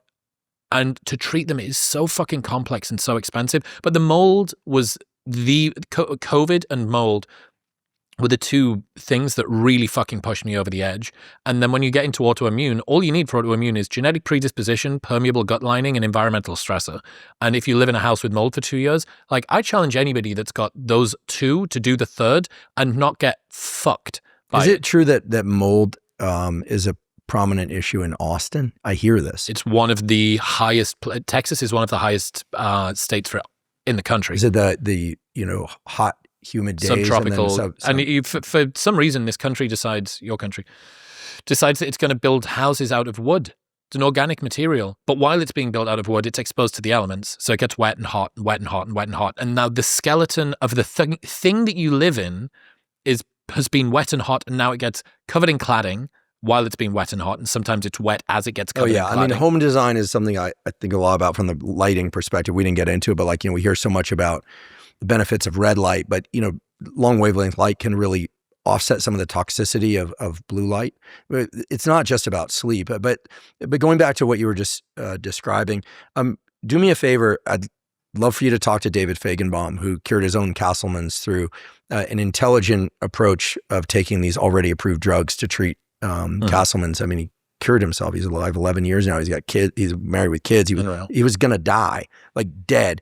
But he has this not-for-profit Every Cure where they use AI and hardcore scientific methods, basically. I mean, not to sound loose about what exactly they do, but he's a serious scientist and physician to try and decode different diseases and try different existing drugs to cure them. So I think it'd be worth talking to him. He's very open-minded and he understands the medical profession, and he understands that if the solution hasn't been handed to you yet, it's because people aren't aware of it, but it's very likely that it does exist. Yeah. So I think it'd be a good conversation for you. I like it. I mean, look, if I was to track my journey, we were here in this location, although at a different angle, about 14 months ago or so, I think. And just after that, September of last year and sort of spring of this year were the two worst times for health. Brain was so slippery. I was so forgetful. It was insane. It was like trying to think through mud. I love the agility of my own thoughts, and the fact that was taken from me through, no fault of my own. Like, fucking hell. Oh God, you were too hard charging. I focus on sleep. I'm in bed for like at least. You're a vigorous guy. I don't buy the you're just pushing too hard. I mean, there are ways in which people push too hard, but you said, you have a 12-cylinder engine. That's you. You built yourself to that. And you came into the world presumably with some forward center of mass. I'm feeling like you were born, started nursing, finished nursing, and got into the world and started doing stuff. Yeah. So, but that period, the last time that we were here, you can even go back and watch the vlog from after we've recorded. And I think I finish up with Eric, and I'm outside, and I'm like half asleep, falling asleep on this couch. And it was, if I 2.5 years ago were a 10, if that was Chris at where he's supposed to be, 14 months ago, I was at a 4 or a 5. And then the start of this year, and for much of the start of this year, I was like a 3 or a 4. I would say I'm up to now, I swing between a 7 and an 8. And the fact that I was able to do the live shows in New York and Toronto last week, and I've got LA coming up, and then Boston, Denver, Boston, Chicago, Nashville. And it feels like there's color back in the world, because it felt very grayscale for a long time. I mean, I say it in the doc, but there was a day when I forgot how to tie my shoes. Like, I looked down at my feet and there were laces that were undone. and I didn't know the combination to tie my laces in to be able to get them to be in a bow anymore. And I'm like, I've gone from that, which was like a 3 out of 10, to now I feel okay and there's some color in the world and I can have fun with my friends and I can fucking send it like, and I can stay out after 11 o'clock without fearing that the next day is going to be ruined. Not drinking. I'm 37. Should I be treating myself with that much fucking fragility? No, I don't think so. Not. I mean, it's almost like you're describing a kind of having a sort of dementia for a while. It felt like, have you ever taken an anticholinergic? No. So I took one, this is funny. I like to stimulate the cholinergic system. Well, you should do, but I'm not a big nicotine guy, but every once in a while. If you have overactive bladder syndrome, which I and a lot of men developed during COVID because we were right next to our bathroom and we had nothing else to do. So we were drinking fluid and going to the bathroom and drinking fluid and going to the bathroom. And I was like, I found myself urinating more frequently when I didn't need to. And I'm like, prostate problem. Like this is going to the doctor. I tell him and he laughs. So in the UK in like 2020, he laughs. I was like, is this funny to you or what? And he was like, you would not believe how many men I've seen over the last couple of months that have come in with this problem. My business partner at the time in the nightclub stuff, Darren, comes around. We have a meeting. It's the first meeting we've had in ages after I ruptured my Achilles. So my foot's up on this thing. And while we're having this meeting, he drinks half a glass of water and it's still in the back of my mind, right? Because I've just gone to see my doctor that week. During the meeting, an hour and a half, he goes to the bathroom 3 times. And I'm like, mate, are you finding yourself urinating more frequently than usual? It's not just from sitting too much, because certainly during the pandemic, there was a lot of sitting. I had a standing desk.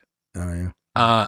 Anyway, you've detrained the little muscle in between the bladder and the urethra to be like the sensitivity that you're supposed to be at, which is a fucking podcaster, right? Is one of the primary things you need to develop beyond your working memory is your bladder. If you're going to be a podcaster or a touring musician, you got to learn how to hold your piss. So one of the things that they give you is an anticholinergic, which gets that little sensor thing. Then you probably feel like you're floating. It's horrible. That's what they used to give. This was the whole thing of witches, like to give them they would take it to give themselves the sensation of flying. This taps into the muscarinic cholinergic system, different than the nicotine cholinergic system. So nicotinic cholinergic system, it's the stuff of muscle movement and contraction and focus and all the reason people take nicotine. The muscarinic stuff is what you took. Muscarinic agonists are going to give you a sensation that you're floating. It's going to make your pupils, it's going to make your pupils about this big, but you're relaxed. Normally, if your pupils are big, you're more alert. You're going to feel dissociated. This was actually recreational witch drug use. Dude, it fucking sucks. Yeah. And you can't remember shit. Yeah, anyway, it felt like that stuff. It felt like that. And I remember I was talking to Michaela Peterson at the time, and I was like, I'm being forgetful, and I've got this thing. And obviously, she was experienced from dealing with her dad. And she was like, taken any new medications recently? And I was like, yeah, like I've taken 10 milligrams a day of this anticholinergic. She was like, rings me immediately. She's like, stop taking that stuff right now. Yeah, prescription drugs work very well to hit the mechanisms they're supposed to hit, which is why they often big blast radius. They often listen. Some of them are great. Some of them create real problems. I mean, oh man. Anyway, so it sounds like things were just getting layered in. And you're fighting through this stuff, and yeah, you're right. As you try to treat one thing, maybe something else comes up. Like if there was H. pylori, Candida, SIBO. You did the H. pylori treatment? Yeah. That's like 4 different antibiotics. Correct. Ruthless. All timed with different sequence. Well, and you're a hard driving guy. So the thing about autoimmune stuff is like a lot of men, women too, but a lot of men who tell me like, oh, I'm like, got this weird skin thing or these like, and they freak out. It's because if you're the kind of person who can push and not get sick too often, oftentimes it means that your immune system can really ramp up in parallel with your kind of levels of drive and activity. I don't get sick people who always end up getting sick sooner or later, but just push. You get high levels of interleukins and things, and you end up, essentially deploying so much cortisol, but also anti-inflammatory molecules, right? It's not just cortisol, that you can start getting skin conditions because your immune system's attacked. From that. People get lichen planus. You really want to get scared. Look up lichen planus. It's some scary photos. Sounds like a moss. Well, they're like, you're right, but it's an autoimmune condition where the immune system, because of stress and excessively long days, et cetera, excessive caffeine, push, people will get, it's almost like, looks like bruising on the wrists.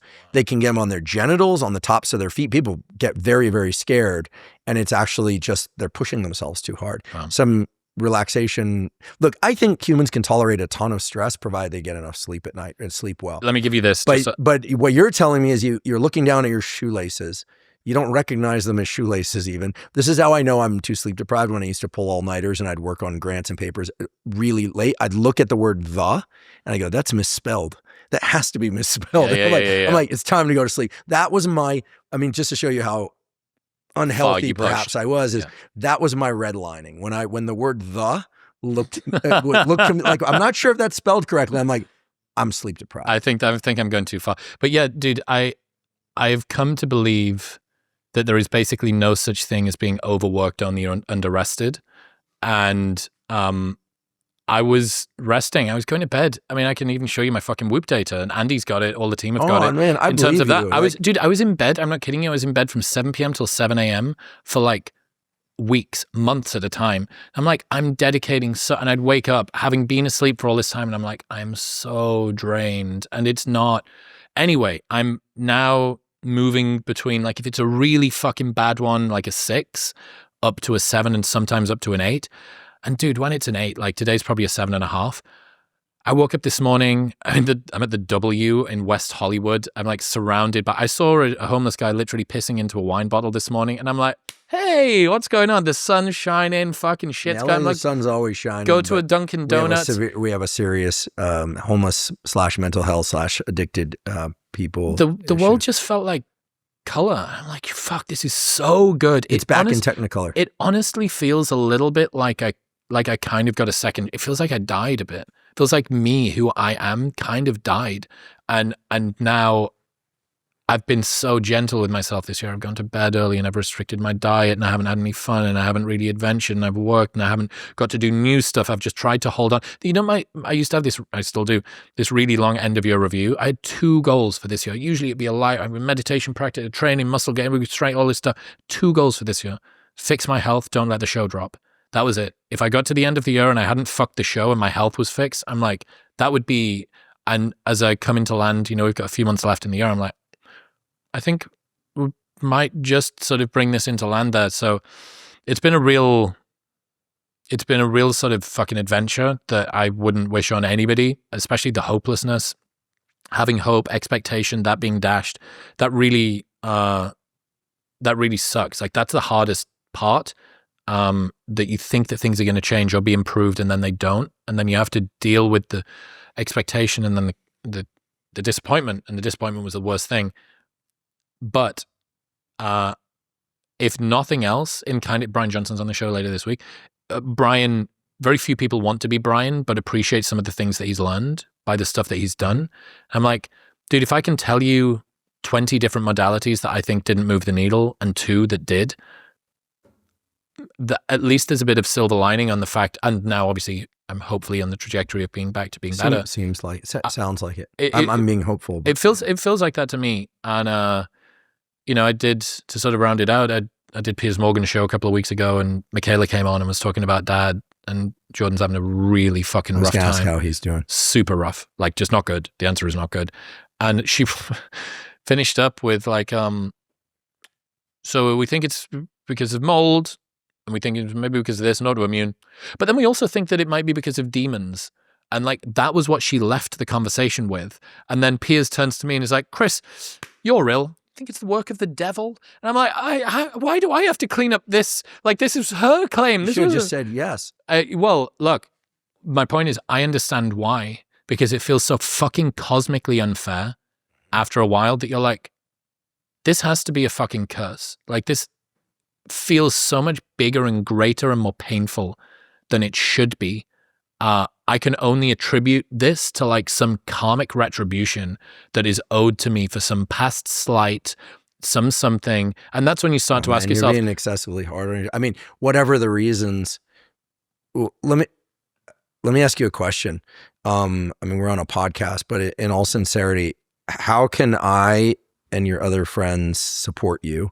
And since we're doing this as a podcast, I'll also say, how can the people who listen support you? I mean, like, but really, I mean, do you want them, I mean, I'll be praying for you. I decide that. Do you want people to pray for you? Do you want, they will be, but do you want people to send you suggestions? Do you want people to not send you? Oftentimes when somebody's struggling, like or anyone's impulses be like, I'm like, talk to Feigenbaum, do this. Let me fix it. We all want to do that, but I hear you. It's clear this is like, what started as Lyme it's opening up all sorts of doors and cupboards and stuff in there. And as your friend, I caution you against exploring whether or not you did something in a past life or did. I think my understanding of you is that you're sufficiently in touch with your mistakes and your good choices. Overly in touch with you. No, I don't think overly. I think you're a introspective person, and flagellating yourself is certainly not going to help. But how can I support you? You do already, man. I had a close run-in over this weekend, which we'll see whether or not that ends up surfacing, perhaps relevant to our conversation about what's going on with mainstream media and how they are garnering momentum by attaching themselves to industries and platforms that have momentum. Very interesting that it never happens before there's any status associated with trying to unearth. Imagine that. Something. You are, dude. Like, I really cherish our friendship. Like, the fact that I can take your one text away from, like, giving me a fucking essay. You even sent me, this is to break the fourth wall, how good of a friend you are.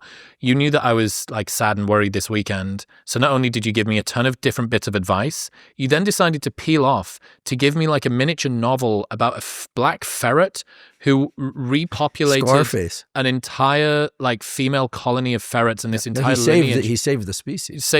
And I'm like... You're like Scarface. Dude, you're going to save the species. I appreciate you. I appreciate all of the stuff that you do for me. That's it.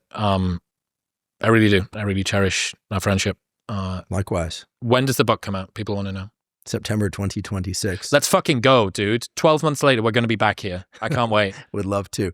I delayed it to add some things, change some things, and do some illustrations. And I apologize in a real way for the delay, but I'll make it worth people's while. And thanks for the kind words. You're an amazing friend. I've been so fortunate to be part of this colleague set that we call, podcasters, and the more or less same vintage of podcasters, although you got into it before me. I will be praying for you, and I also will do everything I can in terms of my connections and resources in the medical and scientific community to try and figure out what's going on. I do think you're on the recovery slope now, and I'll be praying that continues and do anything to support you. I appreciate you, man. You're a equally, if not more amazing friend. How do you quantify these things, right? And it's such a pleasure to be in the same field, to call you a friend, and you're going to beat this fucking thing. No doubt. Thank you, man. Until next time. Thank you very much for tuning in, and congratulations for not being so TikTok-brained that you switched off partway through an episode. If you enjoyed that with Huberman, you will love this one with Rhonda Patrick. Go on.